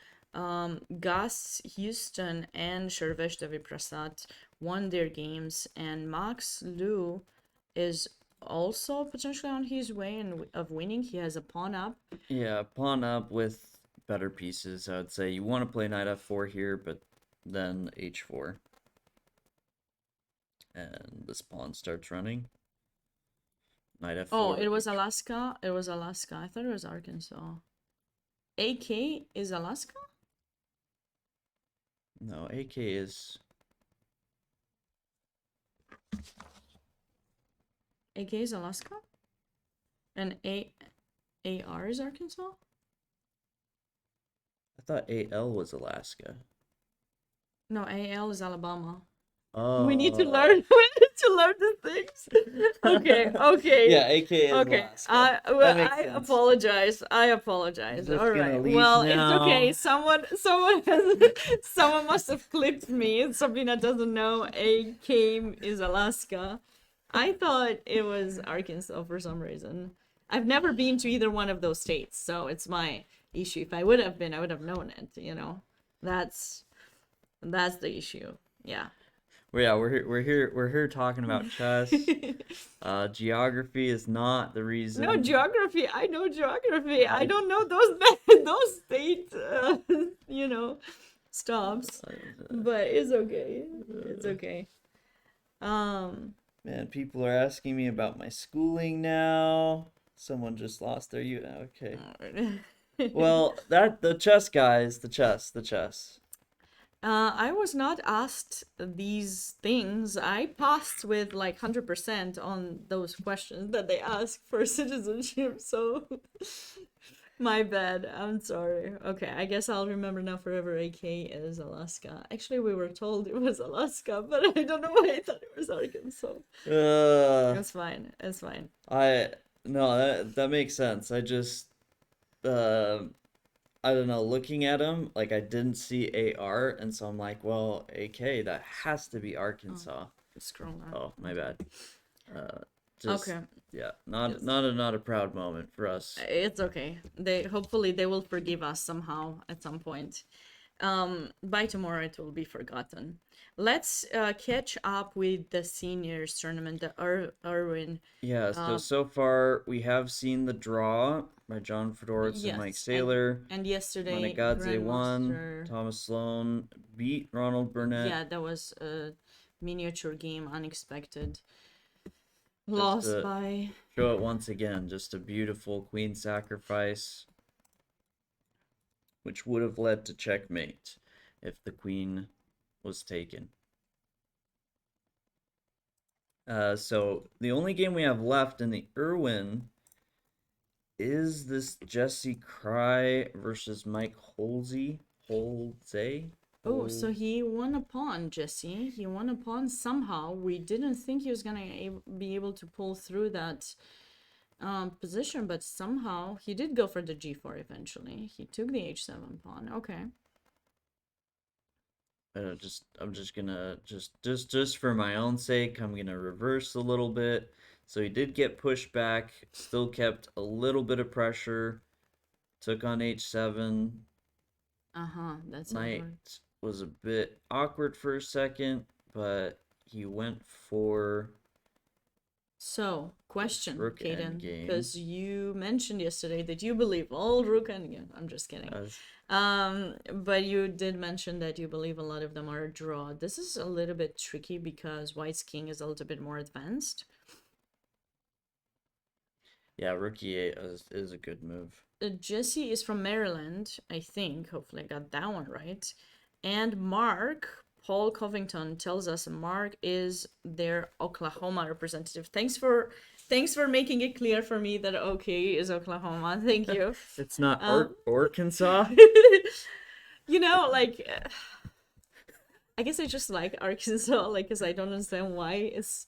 You know, I asked a lot of people from Arkansas. I met a few people. I was like, why do you guys pronounce it Arkansas? It's clearly Arkansas. Yeah. Like, I don't get it. Arkansas. Like, why do you pronounce it Kansas and not Kinsaw? You know, you could just have, right? Yeah. Because it's spelled the same as Kansas. It's right? I feel like it's one. Correct me if I'm wrong in chat, but I feel like there are so many names, words, things like that everybody just looks at and we say, yeah, we don't know why it's pronounced that way. It's the English. It's the English language. Just learn it, memorize it. That's what you need to do. Yeah. So, does Black should draw this, right? I think if he gets g5. Well, is rook d7 at least a little bit annoying? I want to go g5. G5. Are you sure you don't want g6? Just for fun. Oh, g6, yeah. I want to play g6. Yeah. Okay. Oh, look, rook h7. Oh my god, I can't believe I missed the checkmate. Terrible. Okay, so g5. And ooh, I found a fancy kind of idea for white. Rook d. Yes, rook d5. King g6. So, actually, maybe g5 is not that.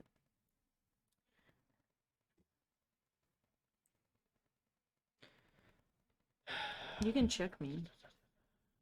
You check on rook f6. Now if you go there, I take in g5. I gotta keep you on your toes. See, I gotta wander. No, that is g5 is not a good move. Or king g6 is not a good move earlier. Just, I think after rook d5, you have to go rook f8. Because you see, I wanted to go rook f7, but there was king g6. That's why I went there. So if you go rook f8... Ooh. Wait, what is happening in that position? Could white afford to capture in g5 or just go e4 right now? Probably not, right? Yeah, I think e4 take. Pawn takes f5. King e4. Checking f3. Rook e3 check, and then take that pawn, and okay, that's the easy draw. Okay. Yeah, I don't know. I don't think I feel it. Like, Jesse, of course, should still push for a win. He still has the extra pawn, but the king on h5 is actually fairly well placed as long as you don't accidentally get checkmated. And between g5 and king h4 and the pressure on the e-pawn, he did play king d3. He's trying to bring the king on the other side, I think, and then try to... Because you cannot go king h4, there's rook g6. I think that's... So is there any issue with g5 now in the same rook d5, rook f8? No, right? It's actually even a little bit better because e4 now comes with check after capture. Mm-hmm.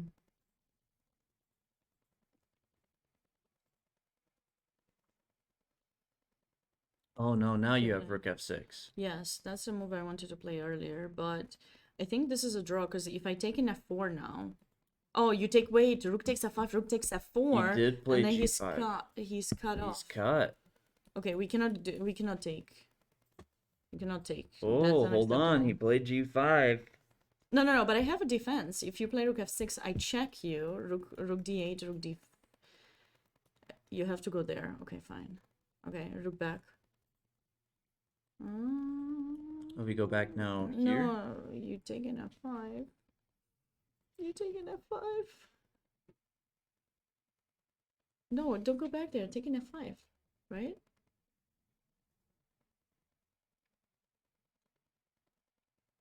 Maybe. I mean, it's F and H. F and H, I mean, okay, it's gonna be played on for a while and you need to know how to defend. That's, well, we'll have to see who... Rook f6 was played. Yeah. So maybe there are still some chances. I like this g5 move. Maybe it was a bit rushed here. The only thing that I think, black should be mindful about is that, of course, white wants to get the Lucena position, but that pawn is not advanced enough. There's this rule, but with the e-pawn, there's that chevron endgame, I think. With the king on the h, you know that one? Like, there's a pawn in e4, and then there's a king on the h file, and black's king is cut off, like with the rook in g1. And then the way you progress it is that you bring your king to f5 or f6, and because the king stays on a mate on the h file, you're winning. You know which game I'm talking about. Sounds familiar. I keep putting Gaten on the spot. I feel bad. So I'm a huge... I love endgames very much. So I try to memorize their names. Yeah, it's the names. No, but I'm sure you know. Like, so there's a pawn in e4 for white. Okay, pawn on e4. I'm committed now. Okay, and rook in e8 for black. Yes. White's king is somewhere in e3 or something. Yeah. White's rook in g1, and the king in h5 or h6. I forgot where it's placed. I think you have both.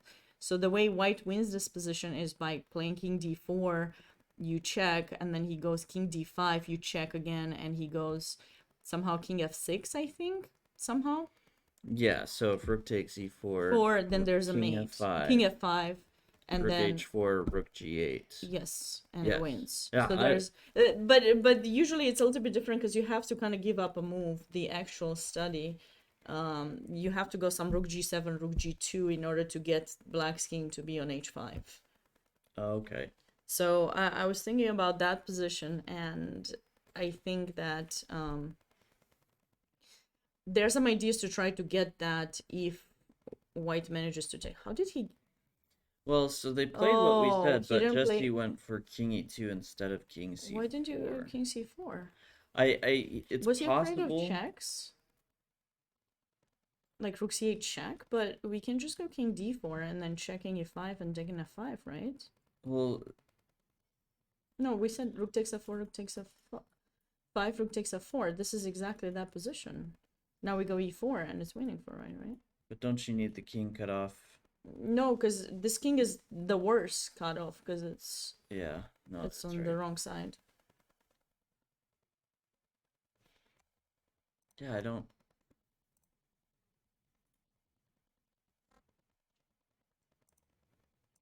I have the feeling that he missed some chances. I mean, maybe this is still winning, but if you don't get the f5 pawn, I don't know how you win. So, I mean, you can use the... I'm gonna You're gonna do it. cheat? I'm gonna Okay, do it. I'm sure. gonna cheat. Okay, so play king c4. What does it say?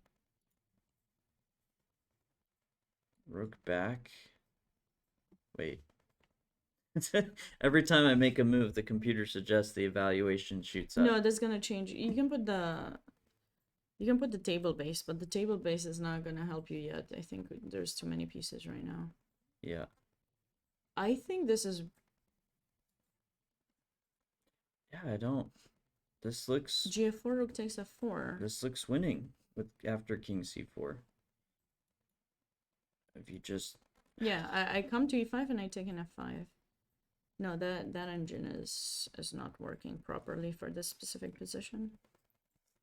But after king e2. Yeah, now I think Not he's the draw. defended because you don't... He tries to go for rook e5 idea, but I mean, I think I could probably just try to go for your... Because anytime you go, if I just move the rook now, anytime you go rook e5, I go back king g6, right? And you don't really have a progress. Yes, you can create an h-pass pawn, but... Yeah. Yeah, moving the rook off of the 5th rank seems to be key now.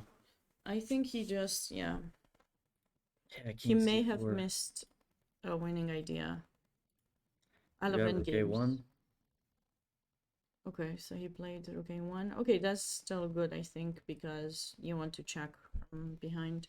Max, by the way, did win his game against Rohit Guha, so Max is going to play on board 1 probably, because he was the 3rd rated, right? It was the 3rd board.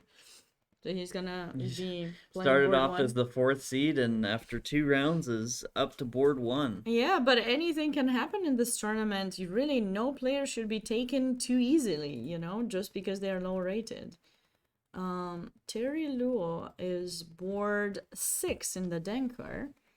And I thought Terry was better earlier, but now it kind of feels like a draw.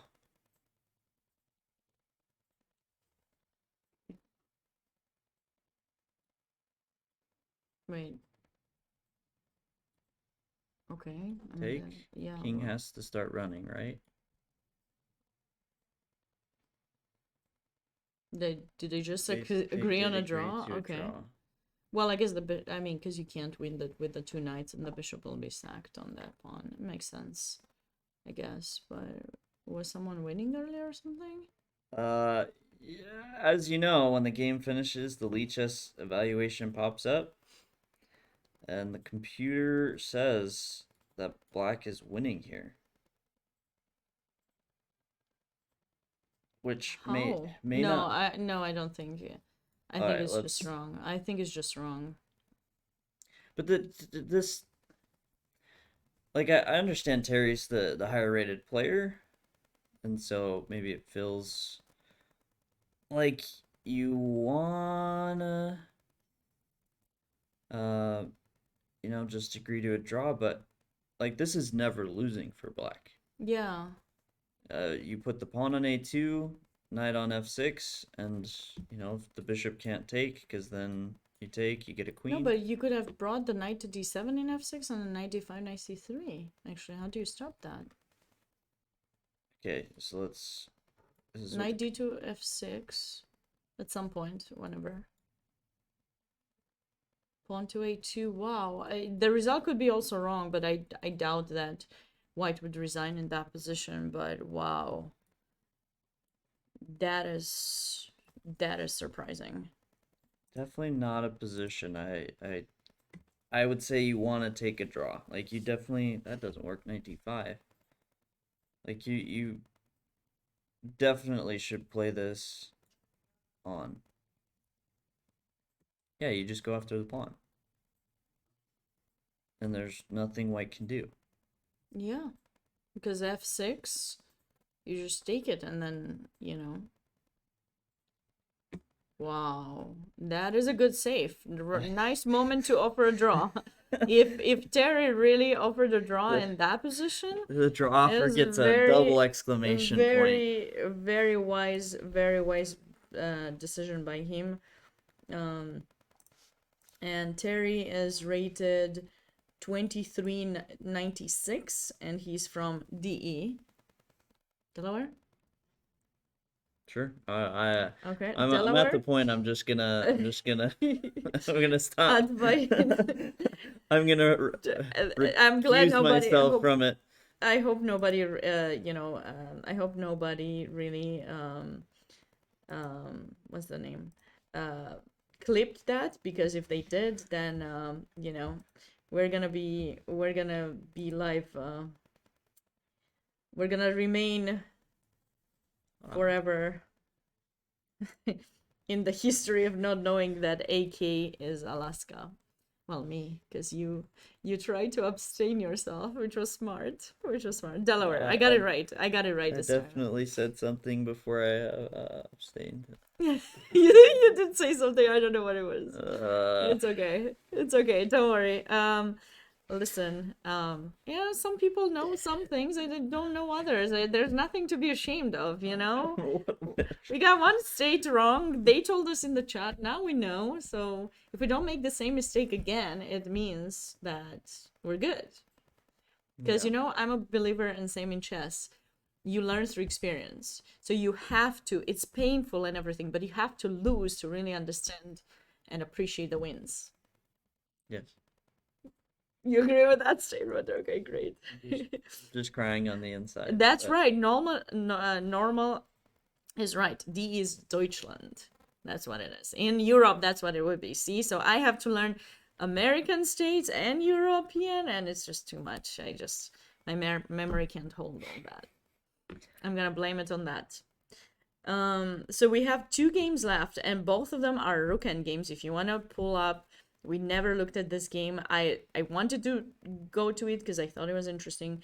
Logan Schaffer against Jesse Wren.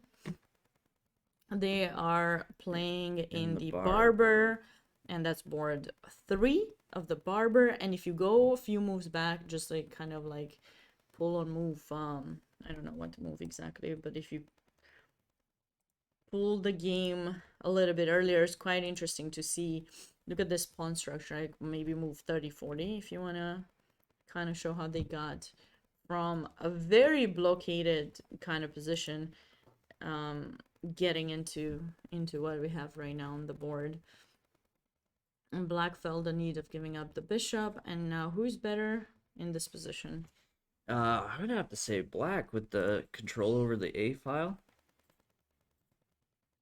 And by the way, Logan is from Texas, and he's rated 2035, while Jesse is from Michigan. Homegrown, Jesse Wren. Actually, I feel like I played him. I don't know why. I feel like I played him. The name sounds so familiar. 2251. I think I played him in Philadelphia earlier this year. And I drew. Wasn't able to win. So it does feel like Jesse Wren has been pushing for the win. He's the higher rated and one. Schaefer defending. Oh, I don't think that was a wise decision. Giving up your protected pawn for this? Or maybe it was, if you're trying to force a draw. But You can't save this, though, and Yeah. that's going to be too... I mean, you get your own pass pawn, but... No, black's pawns are more advanced. I think Jesse is going... How do you... I love the expression that you use. Is for choice? That's, I want to say that's something Yasser uses. Okay. All right. I feel like I heard it a lot, but I never like caught it. So now I like it. Yes, So, I have been saying it, but yeah, quite a lot. I think it's Yasser who I picked it up from. I see. Okay. Well, I'm gonna pick it up from you now. So we'll see. That's the generation of Yasser sayings. Yes. That's what we're becoming. Really, I like Yasser. Yes. Yeah, this does look winning for Ooh, black. go back to Jesse's game. They might get into that chevron position. Oh no, they might not. So we did have Not this chevron. up before. Chevron. Chevron? Is it Chevron or Chevron? I think Chevron is. A gas station. Yeah, I think it's Chevron. Hi there, Elliot. How are you doing? Chevron is the name of the shape, like that. Yeah. It's Yeah. also No. It's Chevron. How did I say it before? I don't know how I said it. You said Chevron. No. Earlier. I think I said Chevron. Anyways, they're too similar. How are you doing, Elliot? Great to have you here. Actually, this is looking. Wait, why did he? Was he forced to push it so much? Well, I think so because the Oh, he king's cut kept- off, he and kept if you being ever try to attacked. block. Yeah. Whoa. Wait, what? Wait. No. No, that's this not the was just the game. GGT. No, this we don't know what happened exactly. Oh, he. Okay, what is the final position that we're getting? And he resigned or he lost some time? Why did he resign? Isn't that a draw? No, it has to be a draw. Looks like. Okay, It better be a draw. we need some confirmation as to what happened in that game Like because we finally reached what appears to be the most drawn spot of the game. yeah, how? And then it pops up and says Jesse wins. No, Wait, why did Jesse push that pawn? Was he forced to? yeah, 'Cause he was cut he's off. cut off, and if you ever block with the rook, then it's gonna get a drawn king and pawn endgame. Yeah, so he must have. Did he blunder? Yeah, he did blunder with king c4, so he had that. Yeah, Oh, someone is asking me if it's Jess. I don't know. How do you pronounce his name? I always thought it was Jesse. So, what is the pronunciation of those two, Kaden? Jesses or Jessies? Two Jesses. Yeah. I am pretty sure it's Jesse. I heard Yeah, him Jesse introduce Cry. himself. All right, so we are down to one game, guys. Final game of round 2 of the Invitationals, and it happens to be board number 3 in the Barber Championship Invitational, which has Logan against Jesse Wren, another Jesse. It'd be funny though if Jesse Wren pronounces it Jess. Oh, sorry. They both Jesse? Okay. Yeah. They're both Jesse. Sabina was right. Yes, of course. Sabina's always right. Don't. Yeah. At 5. Kaden is learning. He's learning. He's I'm like, just- well, he I'm played just here it. to eat cookies. And draw You don't arrows. care. And draw You don't- colorful You arrows. don't care about who's right. You're just here for the cookies. I'm Got just it. here for the cookies and to draw colorful arrows. Got it.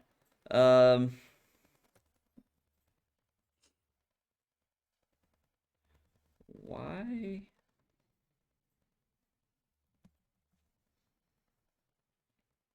I don't understand why he got his rook stuck in h3. So He went rook h3, fine, but rook then go. d5 looks good. Yeah, so rook d5 was a good move. Rook h3, king g1.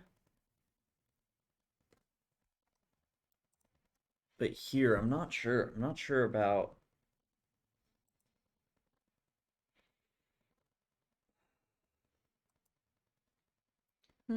Kaden, did you change some things with the stream?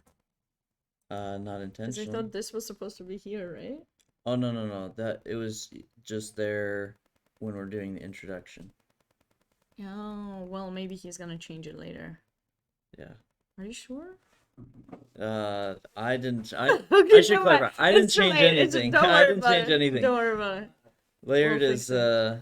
we're No. Like, wasn't this supposed to be here? No, that's only on the. Oh, you should put it Interesting. here. You should put it here if you I'll can. adjust it. Yeah. Yeah. We were just told that, so I just was like, next time, next stream. It's like it's Laird's fault. Blame Laird. Good way to go, kid. No, I'm just kidding. no, I understood what the differences were. So I was, but then I realized like I don't have to take. No, I'm Wait, not. wait. Is that two? Does F2 work here? Check. King D1. I think the king's too close. Yeah, it's just too close. But here, king e3 looks good. Pete likes the live tech and support. We got a lot of support these days. At least I think the internet, we haven't had internet issues. So that's a good thing. I don't know what it was. There was someone, did you see? There was someone who was trying to figure out our internet, but I mean, Yeah, I we don't did know. have someone pop in here. Yeah. Oh, yeah. No. They wanted to fix our internet. Oh, yeah. Okay. No. I think it's fine. Right now it's been good. We haven't lost connection. I wonder if it was like my computer doing something. I feel like I'm to blame. I don't know. You know, I don't know what was going on. no one's actually to blame. You know, just things happen, right? Wait. He fell for the trap? No, so I don't understand. I feel like you needed to push the pawn Yeah. here, right? Like that's no, because yeah, now after rook b8, king e3, like you can't Yeah, take. but he did take. No, it is king. Oh, I sorry. played take. Oh, you I played played take take. to show that after king e2 is just gonna be game over. I wanted to see it on the board to just if I was going crazy and completely missing something. But no, this is just winning for black. Yeah, there's no way to stop that, although, yeah.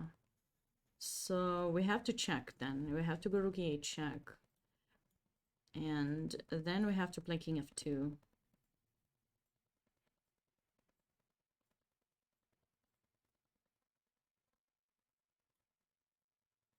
We need confirmation that Grandmaster Jesse Cry did in fact win his game. If there's someone at the playing site who can check that and let us know, that would be wonderful. Because that position is supposed to be a draw. The endgame that we showed you earlier is drawn endgame, so either his opponent flagged, but we don't see the time. Well, so this is what would be confusing, and the question if Jesse Cry flagged. It shows that Jesse Cry won, but it was Jesse Cry's move. So unless Mark Holsey flagged before playing Rook A7 and then played Rook A7, so it's showing up. I guess it's a possibility, but it does seem like this should be a draw, and it was just marked incorrectly. I am going to look if the results were posted so I can let you know about it, but I did not. Oh, sorry. Irvin. It does not show yet. Chris Bird. If you can get the result from Chris Bird, that would be great, Elliot. You should be able to do that because you're friends with him. Thank you, not you. Oh, okay, no, I'm talking to the Laird was getting ready. He's like, what did you do? I'm gonna find your number right. Anyways, yeah, Chris Bird is the chief arbiter for the Invitationals. He's an international arbiter, and it's always tricky for me to understand, and I have to at some point go ask them to make sure I don't make that mistake. But you know, in the US, you say you're tournament director, but then there's arbiters. Like in Europe, we always use the term as arbiter for pretty much everything in every sport. I feel that in America, you know, you have umpires for baseball and other things, and then you have, you know, it's just confusing for me personally. I always say arbiter, and if you don't understand, well, it's your fault. You should understand what an arbiter. Anyways. Yes. As someone born and raised in the U.S., I do say tournament director. You do. Okay. I do. Okay. Even when they are a you know looked at as an international arbiter, I still It is stuck in my brain. I see. Tournament director. I see. Okay. That's okay. I can work with that. This looks like winning for black. Now that white's lost the b2 pawn. Yeah, it should be pretty straightforward. Rook c7. No, Okay. keep playing king b2. It all transposes, right? Yeah, Rook rook c5, rook c7. c7. King of 2 first. They're No. making moves, so it's like Oh, okay. keeping me because From it's making updating. moves. Yeah. No, Jesse Cry. Yes, Jesse Cry plays in the Invitational. He plays in the Irvin Alliot. He plays in the Irvin. He's the first rated, the highest rated player in the Irwin. I should say Irwin. I keep saying Irvin. And he is the highest rated. Yes, representing Maryland. Yeah. King a2, and you feel free to check if you want to, but that might be your final check. Wait. Hold on. Wait. How do we win? How do we win this? Alright, so now king takes f3. Check. King b3. Check.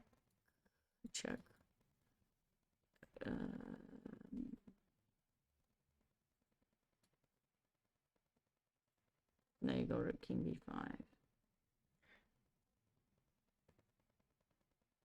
Well, so here's what I was thinking. If this probably Rook doesn't work. a8. Yeah, but king b5. Yeah, and then rook takes c6, Yeah, rook rook takes b6. rook b6.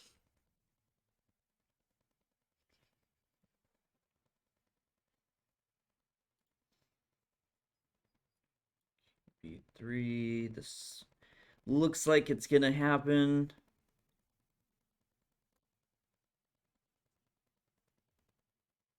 I mean, Why is he not playing king b3? Okay, he played There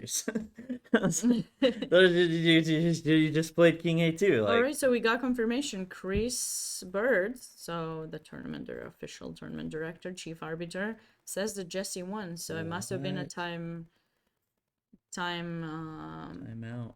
Flag. Flag in a drawing position. That's sad. Ooh. That's probably the most painful thing.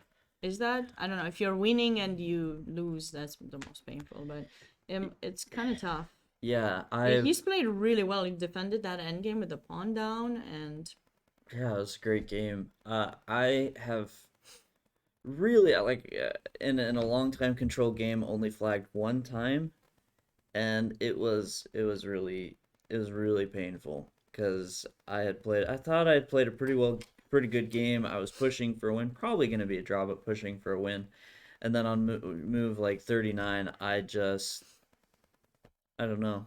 Like Yeah. I got into the zone, and my opponent had quite a bit more time, so he got up from the board, kind of assumed like, hey, of course he's gonna move, he's not gonna flag. Came back to the board. I'd flagged and was still thinking for like 2 minutes by the time my opponent came back, and he's like, oh, you flagged. I'm like, yeah. Yeah, that's tough. No, and people think that you always have 30 seconds increment, and I used to believe that as well. If 30 seconds increment, you should be fine, you shouldn't flag, but sometimes there are two moves, you're not sure which one to make, and while you're still thinking which one to make, the time is 2 seconds, and by the time you go to make the move and you go to press the clock, is just the move doesn't get done. So it's a little bit tricky, and he probably wasn't sure whether I don't know. That move was kind of forcing though, so Yeah, just kind of a freak moment. Rook b6.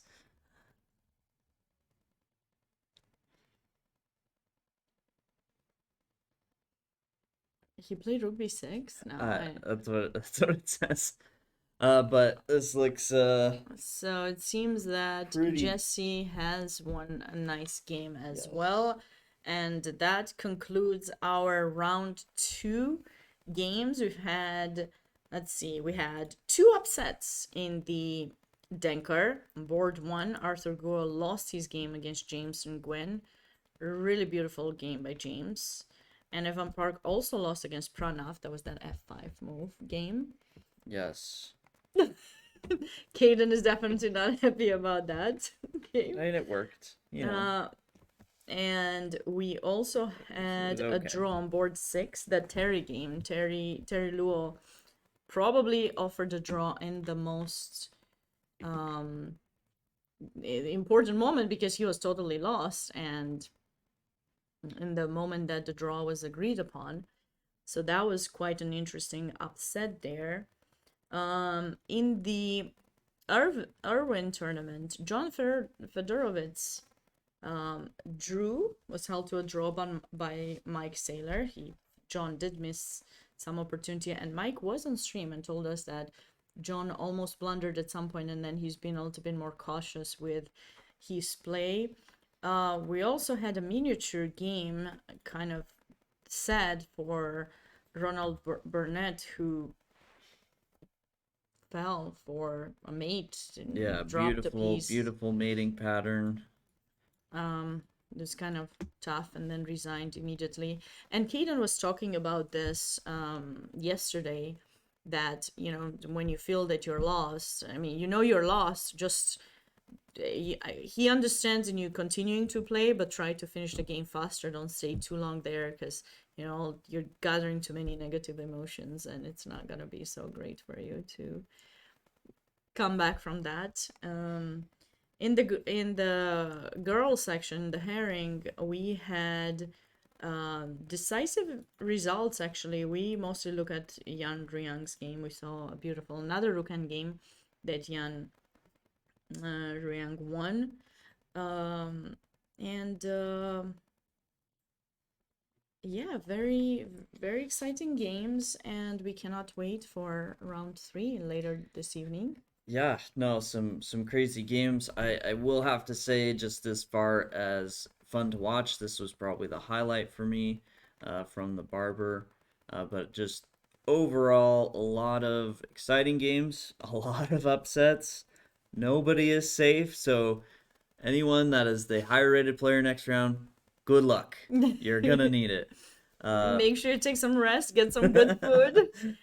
Take this time to, you know, relax a little bit. You got 2 hours and a half before your next game, and we have 2 hours and a half before the next game, so we can get some lunch and hopefully some more cookies for Caden. He's looking for. If you happen to see him and, you know, you enjoy our commentary, you know, you can say thanks. I'm gonna get you a lot of cookies by the end of this tournament. I feel like you will go home with. Hey, I'm here for it. When you get a trophy. Make sure it has chocolate chips, though, you know, or maybe peanut butter. Well, he seems to enjoy that too. I enjoy a lot of cookies. I still enjoy an oatmeal raisin is probably one of the easiest cookies to hate. I still enjoy it, but it's not by any means my go-to. So got it. I got it. What? They were out of pastries, so you're not gonna get them later. It's okay. I'll survive. But anyways, it was great going over these games with you, Caden. Sorry, I was right on so many today. Hopefully, you'll get me back. And the last question we do have, the mating pattern in the Burnett game. Does this have a name? Did someone ask that? Did I miss that? Yeah. Does it have a name? I don't know. I don't know. Oh, I thought you knew you were gonna come. I know. I felt like I was setting you up. Felt like I was setting you up, but no. For saying the name, I'm sure that it has a name. I don't know. I'm trying to learn. I know that the mates with the knights, so like Arabin and Anastasia mate, but with a knight and bishop, I don't know. So this will be the question to leave with. Yes, you guys will give us the answer hopefully later today. But until then, hopefully you're having a wonderful afternoon wherever you are. And we certainly hope to see you back at 7 p.m. Eastern Time with round 3.